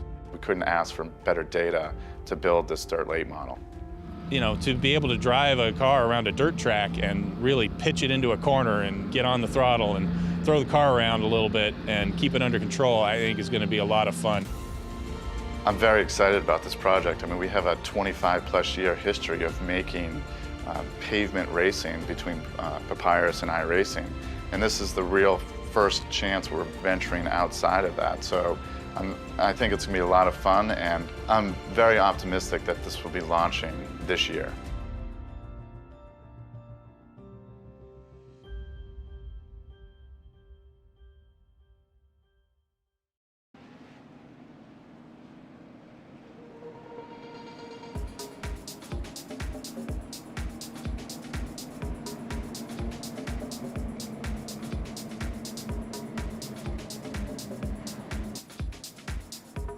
Welcome back to the DGFX Endurance Championship here on RacespotTV and iRacing Live. Rachel Whiteford, Alvin Neves and Paul Smith bringing you all the action from today's 3 hours of Japan here at Suzuka International Racing Circuit. And you know what? We've just had our second full course caution of the night, folks, and it's going to leave us about 20 minutes of racing left. Everyone has fuel, everyone has tyres. It's on like Donkey Kong. Every car in this field is about to go to war, and an endurance race is about to turn into a scrum.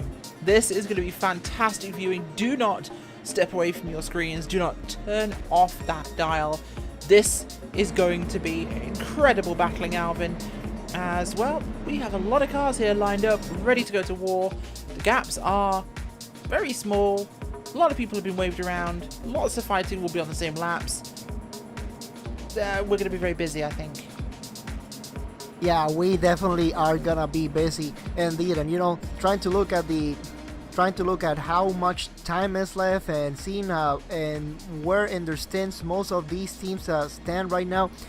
It's really interesting to see that some teams still have to come in. They had their splash of gas planned at some point, and especially at this part of this race, and by this caution flag coming out, that really has thrown their whole strategy out the window, and perhaps one of the main teams that may be affected by this full course caution and perhaps may not be able to get the win in here, Fusion Racing. As it stands right now, they should be able to.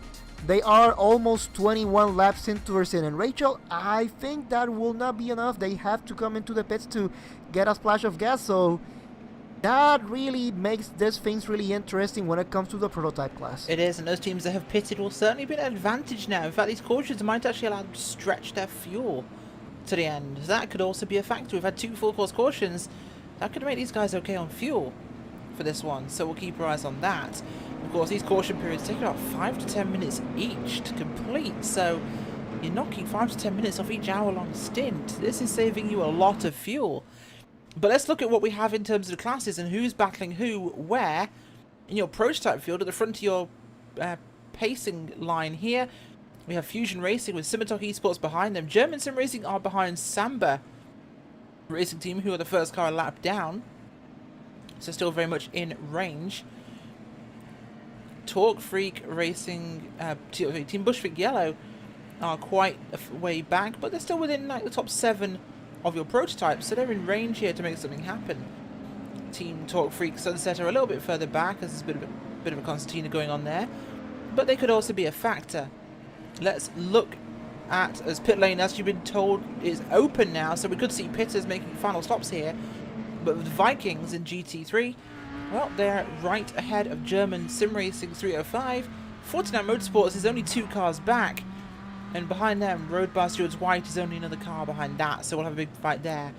But the story of the race, I think, is going to be the German SimRacing.de cars, who are going to be starting right ahead of the SimRC cars, who in turn are just ahead of Screw Loose and Blackadder. So there's going to be a massive fight in the GTC field, I think, for this one, especially amongst the 2 top German teams here, Alvin. We discussed a little bit earlier on that this last time they fought this hard, it was over David Hasselhoff tickets. I think it's going to be escalated at this point, because now they're in pairs, they'll be starting together. I don't think all 4 of these cars are going to finish. Yeah, it is, and you know, since we were talking about pit strategy and everything, Fusion Racing threw a huge dummy coming into the pits, but decided at the last minute to stay out on track. So this really makes things just a little bit interesting. Interesting point, Alvin. The GT3 leaders are all in. This makes it interesting as well. All the GT3 leaders are in, apart from 49 Motorsports, who are staying out. What do they know, perhaps, that the others don't? Well, you know, Rachel, it could be that possibility that C4, compared to the Audi R8 and... I think they'd already pitted. And the G3, yes, well, and no, it kind of seems like everybody kind of...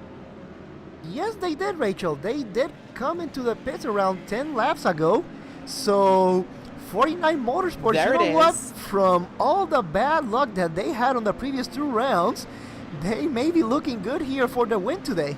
They're looking good by a considerable margin here, as the GT3 leaders will be behind a lot of traffic in this line. So, big advantage here for the 49 Motorsports BMW Z4 in this one. Yeah, Paul. I'll tell you what. From covering the VLN series last year with Alvin, and Alvin will remember this a lot, 49 Motorsports were one of the most unlucky teams in that series. And what they've done today, they've just quietly gone about the business, they've moved through the field, and now look at them, they're in that prime position. They've got a couple of cars between them and Blackadder Motorsports number 66, which is the next car behind them. So really, it's going to be an interesting fight how they can work, and as we say, all this caution period is really helping their fuel strategy. I believe that they can go to the end. I think they can, Paul, and we speak about how unlucky this team is. We've seen them in so many of the big top split endurance races here on iRacing, but this team is so unlucky they have sorry written on the rear bumper of their car. Yeah, they have sorry on the livery. That is how unlucky this team is. But you know what? We've spoken to Dexter Castro a few times, and he's a lovely guy. But I've never heard him as depressed as he was at the Nürburgring last round in this race, where they were taken out almost immediately in the race in the first lap. And they're at a point now where they're leading this race with a real potential to win this class. We are not going to place the commentator's curse on them. I am secretly crossing every finger and toe I can think of, because I want this to happen. This would be the fairy tale story of the race. And I tell you what, I'm not going to do what Will Vincent has done in the past, which is curse them by going on board. I'm not going on board with them. Never go near them. No, I'm not going on board with them, because I would love to see that. We're supposed to be unbiased, and we are unbiased in commentary room, but when you see a team have such a run of misfortune and bad luck and things not working out for them, maybe it's the Brit inside me that's making me think, do you know what? Go for the underdog. Let's see the see them get a victory. Well, the thing is, Paul, we're commentators. We're here to tell the story of the racing. And you know what? We tell the story we're given all the time, but it's not beyond us sometimes to wish for that fairy tale story to sometimes come true. And this would be one of those. So, fingers crossed for those guys, of course, as we'll keep our eyes on how this one develops. 15 minutes will be left in this race when we go back to green, guys. 15 minutes. That is shorter than Monday Night Skippies. We are on for an absolute nuclear war at this stage. Fusion Racing will lead us to the green flag this time by as we head up towards 130R. This will be the last time we have a full course caution. Any further incidents will be a local virtual safety car at this stage, but I think it's going to be carnage, Alvin. It definitely is, and you know, this is something, you know, usually when you're a team, you plan for especially for this race, you plan for 3 hours, and that is your plan for 3 hours. This is what we're gonna do: 1, 2, 3, 4. Yeah, cautions should be taken into consideration, but Rachel, when you got a caution this close to the end of the race, you know there're gonna be some fireworks. Fireworks is an understatement. This had better be a race running on the 4th of July, because we're going to see some spectacular displays coming up right now, as Fusion Racing will lead us back to the green flag. Their competitors hot on their heels in this one, as we'll head through the Casio Triangle. The pace car will pull to pit road here at Suzuka International Racing Circuit. Field under the command of Fusion Racing here for the restart. Will they bolt early? Will they wait long? The green flag will fly. We're racing here. 15 minutes left on the play clock. 15 minutes to survive. Who will be there at the end, Alvin? Yeah, definitely a good start here in the front of the prototype field. Fusion Racing opening a good gap here so far to Simatalk Esports. But Rachel, I think there's some questions with regarding fuel consumption with the number 59. I think they may have this. They may be able to win this race, but they will have to save some fuel if they want to make it to the end. Yeah, they certainly will. An interesting point here, by the way, for 49 Motorsports. Yeri Yanis, the current driver, set the team's fastest lap by a good margin with a 2-minute flat .5. If anybody is to be the car, it's him. He set some cracking lap times, so we'll keep an eye on that one. But Simatalk Esport right behind Fusion Racing here on lap number 77 as they head into the hairpin. The cars spread out by about a second between the top 3 prototypes in this one, so they've already broken this field up a little bit. Hammerdown Racing is running in 4th in GT3. That's the number 22 car in this field. But let's look down at GTC, because it is on right now. SimRC chasing after the German sim racing teams, and SimRC are coming on strong. Here comes Strawberry, looking for the number 256. Yeah, definitely. The 256, the 255, 256, we're getting really close in here. Of course, their teammates, and, well, even though the race is for the win. Contact! Yeah, go ahead. Contact there between the Sim RC Strawberry and the 256 German sim racing car. It was a love tap. It was a little kiss, but there was definitely contact there coming through Spoon as the Sim RC car got a far better run. And, oh, German sim racing got a bit of grass there. Braking for 130R. Here comes Strawberry on the attack. And that is not a statement I ever thought I'd make, but look at this. The pressure being put on here by the Sim RC cars. Leonardo Corti and Lucas Dolzer, the 2 drivers here from Sim RC. German Sim Racing's Robin Haas and Marco Briachel are doing what they can to push here for the GTC lead. One of these 4 cars will not be on the podium, but will it be more?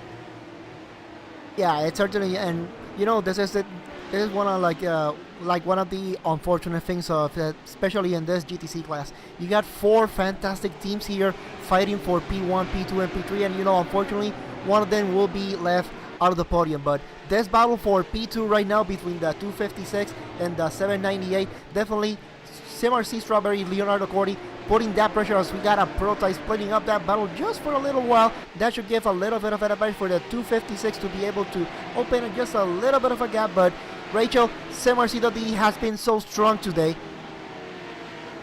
49 Motorsports and Blackadder Motorsports here in a fight as Blackadder catching up right now.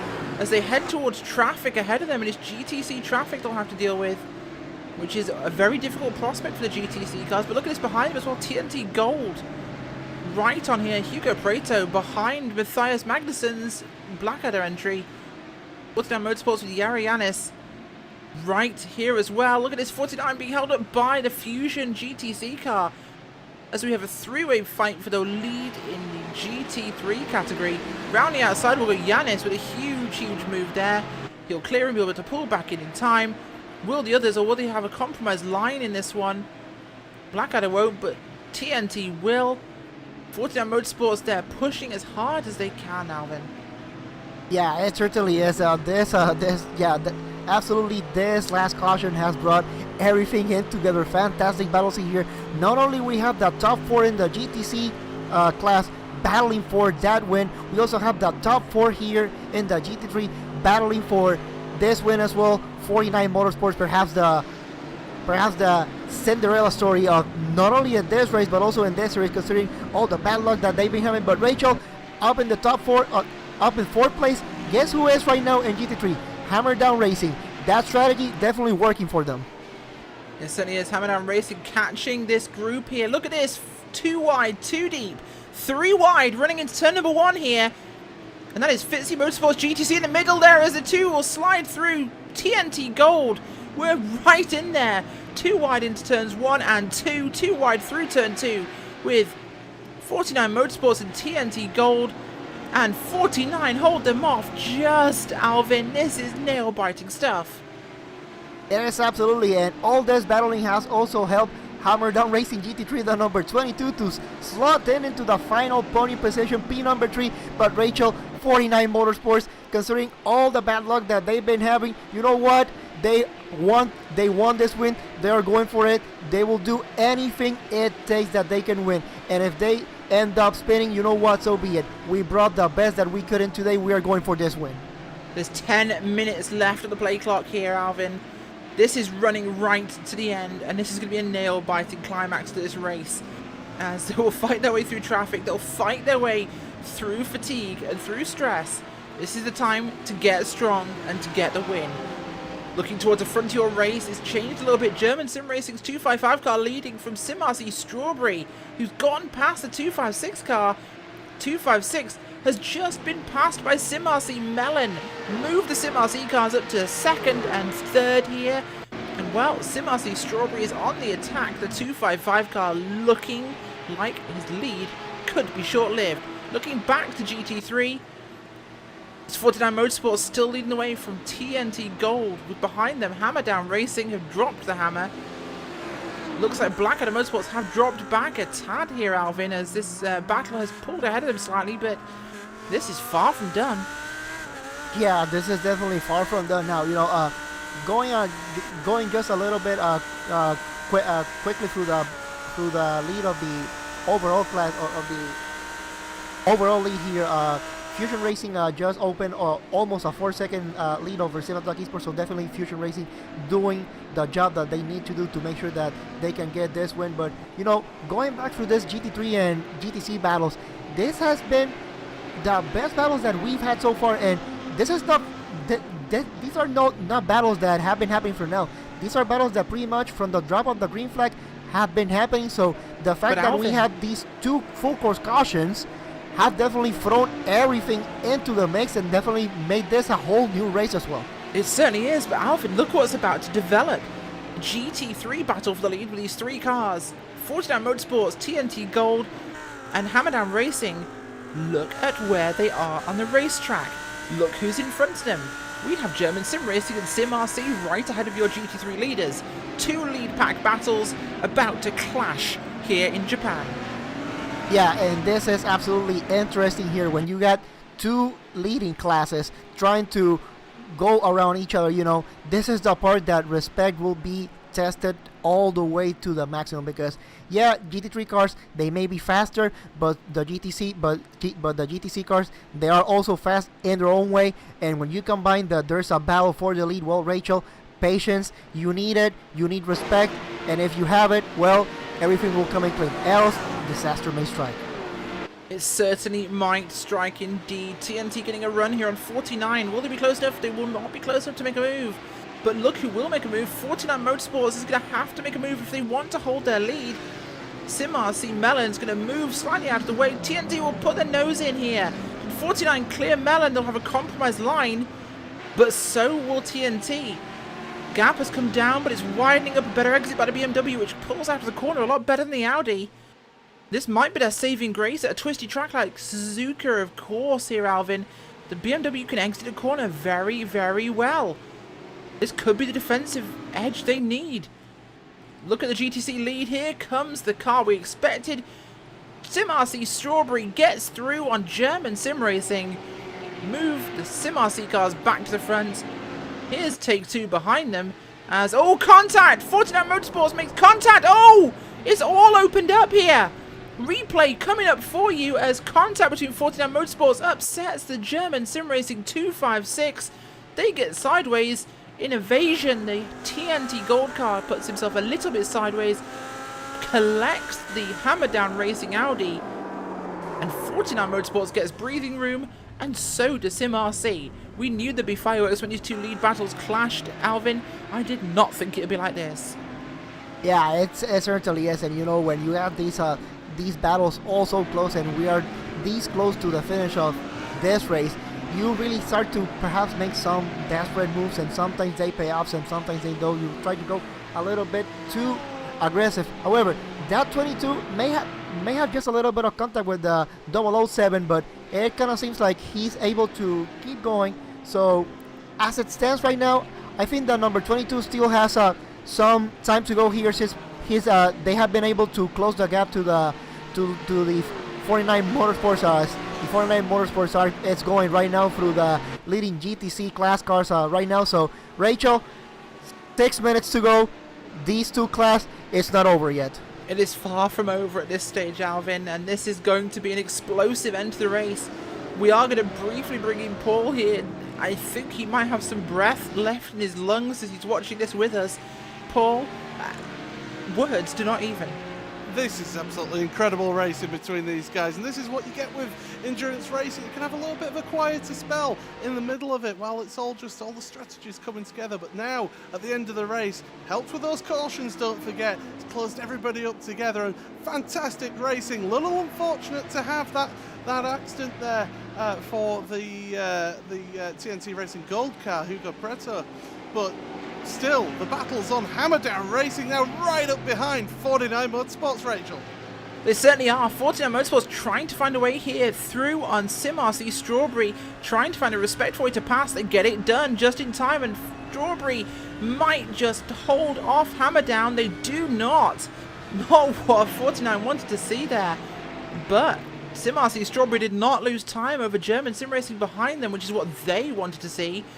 And now it's on the GT3 lead. 49 Motorsports driving for their life here. The driver of IVRA Yanis doing everything in his power to try and maintain his gap over Hammerdown Racing's Paul Darling. This man started the race. For 49 Motorsports, IVRA Yanis was not the first driver of the car. It was his teammate Dexter Castro.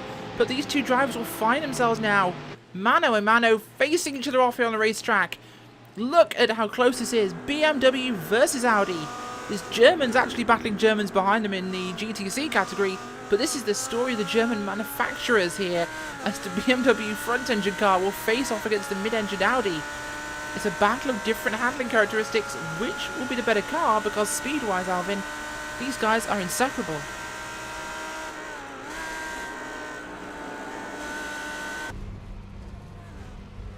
Oh no, tragedy strikes for SimRC Melon, who were running in 4th place here. We will find out what's happened. It's the rundown, replay on your screen, the rundown here from Spoon 2, exiting Spoon 2. They track out with Blackadder's GTC car on the outside. No room to track out. They moved across on Blackadder, and the Melon has been sliced. And that's my worst pun of the night. I'm going to leave it there, but SimRC Melon are toast. Well, I that tell is you not what, good. Just looking at that again, as we'll look at that again, you saw how that Blackadder car went wide through 130. Oh, Paul!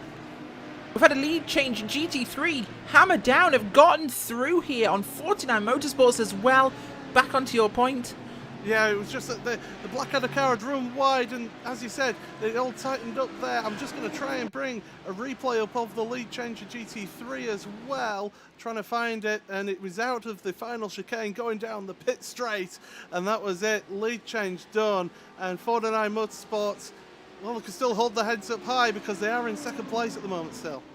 It certainly is, and white flag next time around here. Fusion Racing themselves are currently running through the second Degner. They will get the white flag next time across the line.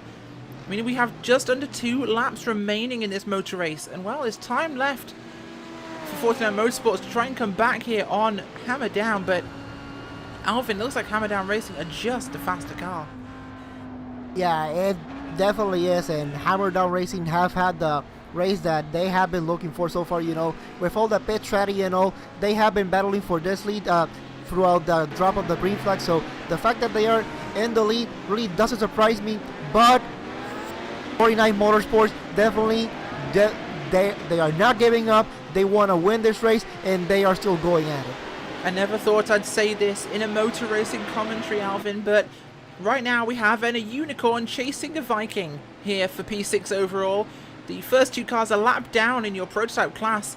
Team Vikings Mornier and Unicorn Endurance here are fighting for the 6th place, and the Unicorns actually catching them.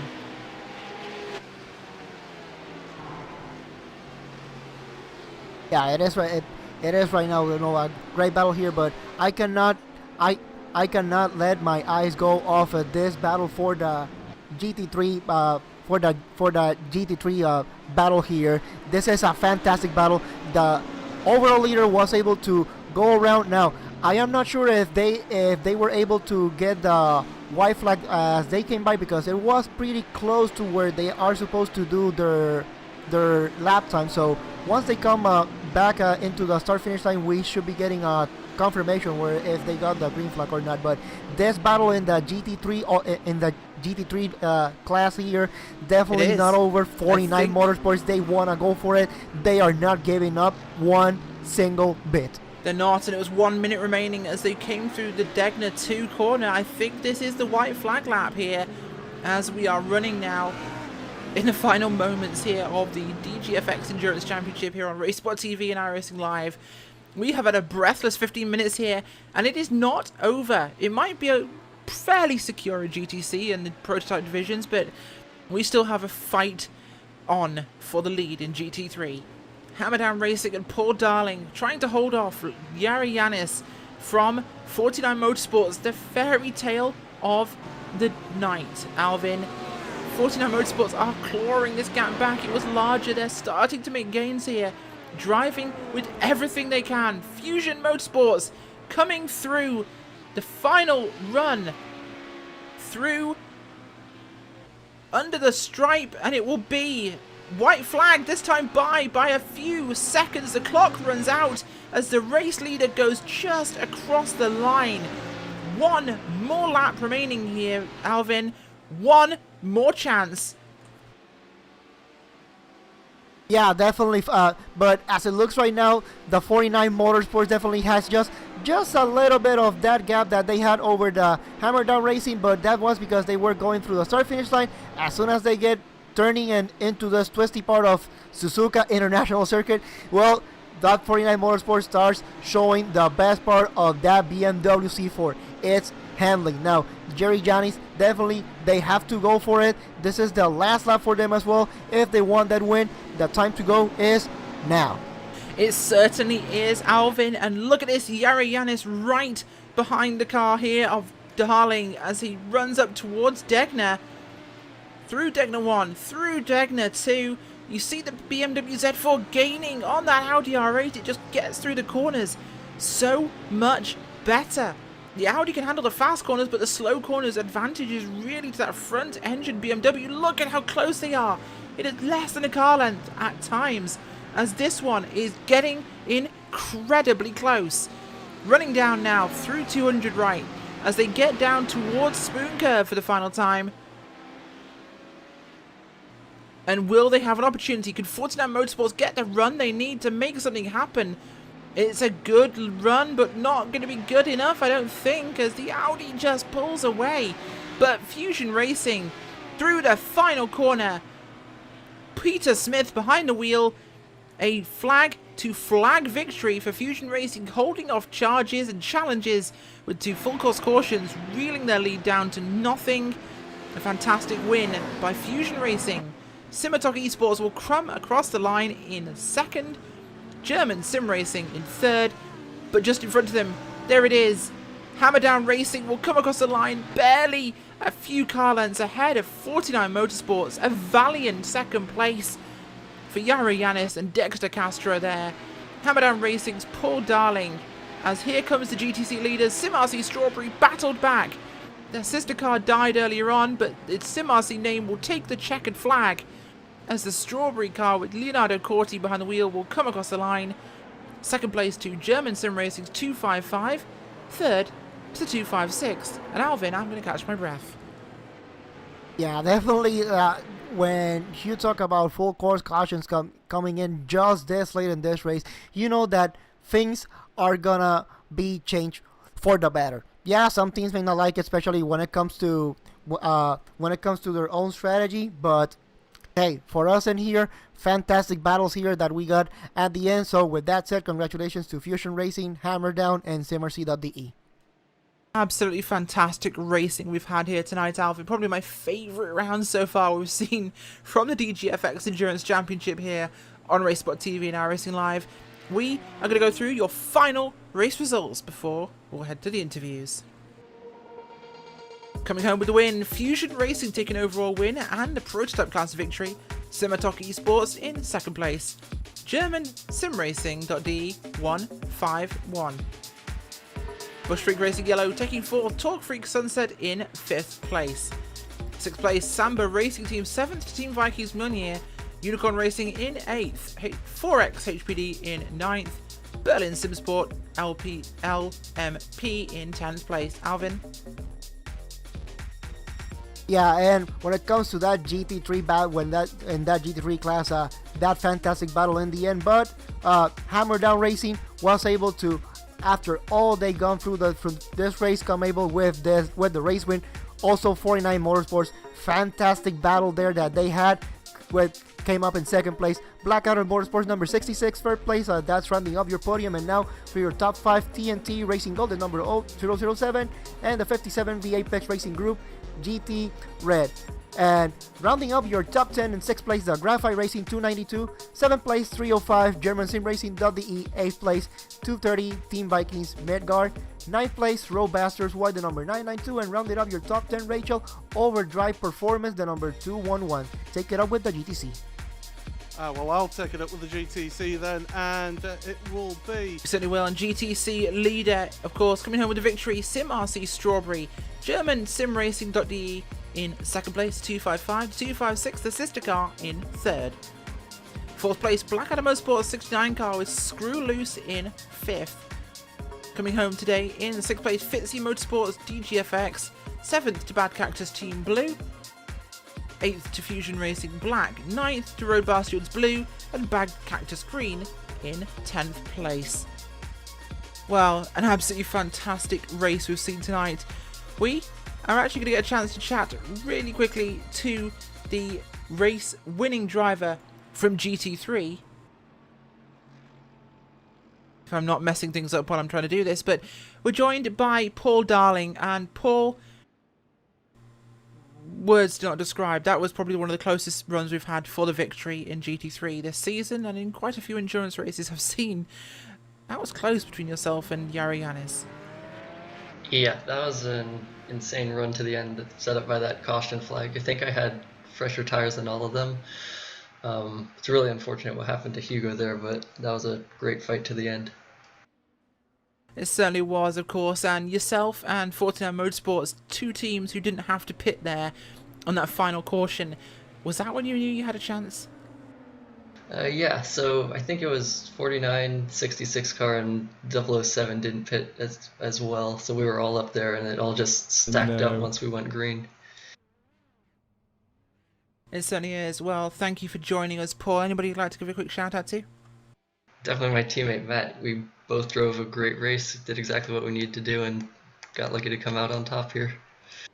Well, fantastic. Congratulations to you, and thank you very much to your team, of course. Hammerdown Racing taking the win here in GT3 category. Great points on the table for you. Thank you, guys.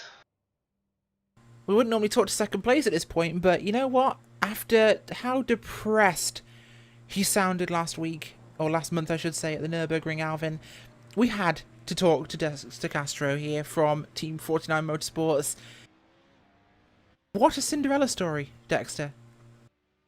Well, I don't know that I like being called a Cinderella story. It went after crashing out on lap 1 last month. You should take it. Okay, yeah, we'll take it. But I think you do oversell our poor luck a little bit. We did, after all, win Interlagos on some very nice luck when we were not expecting to be much better than a podium there. So it comes and goes. This race, the final caution actually wound up hurting us. Because before that, we were in a position where the pit cycle was going to bring us out about 5 seconds ahead, but instead we had a whole pack right on our tail for the restart. Well, fantastic regardless. Second place is brilliant points in the bag, and as you say, the win at Interlagos means top of the tables for 49 Motorsports. Yeah, we'll be somewhere up there. I think we might still be behind Blackadder. I think they finished one position behind us, and unfortunately, the entire point structure is evenly spaced except first place. So you don't really get that much for finishing second versus third. Well, fair enough. Dexter, anybody you'd like to give a quick shout out to before we let you go? Yeah, the whole team's great. We fought through Sebring last week and had our ups and downs, mostly downs there. But yeah, the whole team always works hard, and hopefully we can finish out the season and be in contention. Well, fantastic. Thanks for joining us, Dexter Castro from 49 Motorsports. Well, I believe Peter Smith from Fusion Racing is standing by with Alvin Nieves here, and that is, of course, Fusion Racing, your prototype class winners. Yeah, and he is here, and definitely a fantastic win there that you had there, Peter Smith. Flag to flag win that you had. How, in terms of strategy, how did it win for you, and how do you find the actual pace? Because with all the caution flags that you had, we thought that perhaps the 707 may had a chance to actually fight you for the lead as well. We were going, we're going balls out after the first safety car incident. We wasn't going to make it. We had to make a splash and dash. But that second safety car period saved our bacon a little bit there.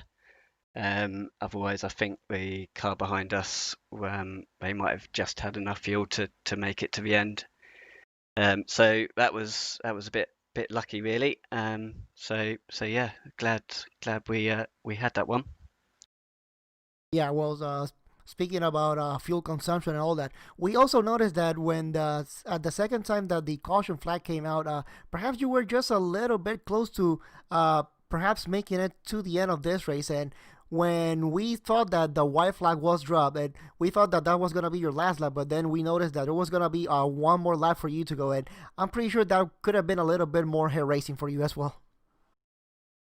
Yeah, we had a couple laps left in the tank at the end, actually, so could have done a little bit more. Yeah, so I'm pretty sure that even though with all that huge lead that you had, definitely those caution flags was definitely the saving grace for you. So congratulations on your win. Before we let you go, is there anybody else you would like to thank? Just the whole Fusion team. It's a whole process of testing, setup work, testing the setups. It's a whole team effort, and everyone did a brilliant job. So yeah, it's just amazing to be part of this team. Yeah, absolutely a great race for you and Fusion Racing. Again, congratulations on a great win. Rachel, back to you. Thank you very much. I think Peter Smith is getting his Chinese takeaway, actually, so we'll let him go. Thanks for joining us, Peter. Thanks, Mum. Well, there you go. We're joined now by Leonardo Corti from SimRC.D's Strawberry team. Leonardo, It looked good in Hello, the early everyone. running, and you guys had 1-2 with melon and strawberry. It was pretty much a fruit salad of Sim RC going on up there, but you lost the lead to the German sim racing guys, and then suddenly there was a titanic scrap going on, and somehow you just managed to sneak through in the end. Yeah, it was quite an intense race, especially after the first safety car. I have the suspect that German sim racing were sandbagging a little bit or trying to save the tire during the entire race, because they managed to gain some speed toward the end. So life was quite harder. Pretty happy that we managed to get in front of them and finally win a race this season. It was quite a strange race because I should have raced with another teammate, Tobias, but he fell sick today. And Dustin had to jump in on the last moment without practice, without anything, and he did an amazing job, honestly. He also jumped in Neo for doing the qualifying, so really a shout out to him. An incredible run from you guys then, with reserve drivers in the car as well. Anybody you guys like to give a shout out to? Well, of course, all the guys in SimRC, our sponsor, Simatalk and Home Racer, that they always support us. And yeah, in general, again, all our teammates. I'm really sorry for SimRC Melon that got an accident toward the end. Maybe we could have put both cars on the podium, and that would have been great. But we are looking forward to the next race to do so. Congratulations. And of course, Oh. thanks to you also for the broadcast, and thanks to the DJFX guys for putting out this great series. I think is everything. Well, there you go. Thank you very much for joining us, Leonardo Corti from the Sim RC Strawberry team, the winners in your GTC category. Thanks to you. See you next time. Bye-bye. Well, that was Leonardo Corti. Those were our winners. We are going to hopefully try and get a chance now to talk to Marco Briesch from the German Sim Racing 255 and their sister guy who finished third, Jonas Malouam. Alvin is with them. Well, I think they're still on the waiting room, so I think we have to wait them here. Well, Paul, thanks very much for opening the door for them. Now, you guys had a great race battling there on the GTC, but at the end of the day, ended up coming with P2 and P3. Yeah, we had a really hard time to fight SimRC. We had much problems at the end with the rear tires because we were driving 3 stints with our tires. And since the update, we don't know how it works, because before the update you could drive like 4 or even 5 stints with one set of tires.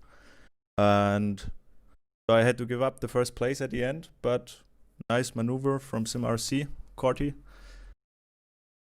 Nice race. Now for the third place, the German SimRC.D, the number 256, we also noticed that, you were also close to that battle for the win, but at the end of the day, well, we ended up coming out in P3.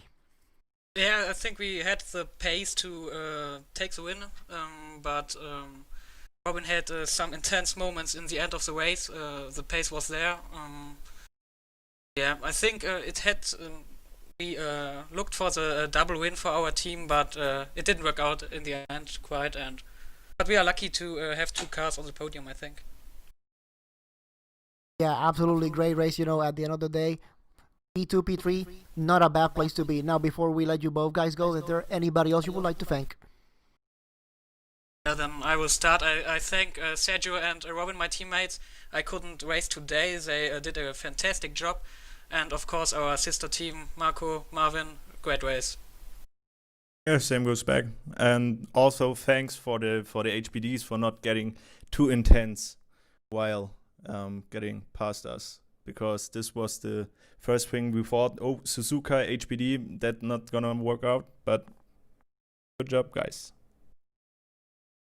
Yeah, well, congratulations on your P2 and P3. And Rachel, speaking of HPDs, I think we got 2 podium HPD finishers in here as well.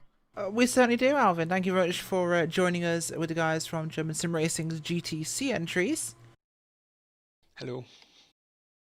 We are going to be now joined by, first off, David S. from Simatalk Esports, who came home today in second place. David, busy race for your team.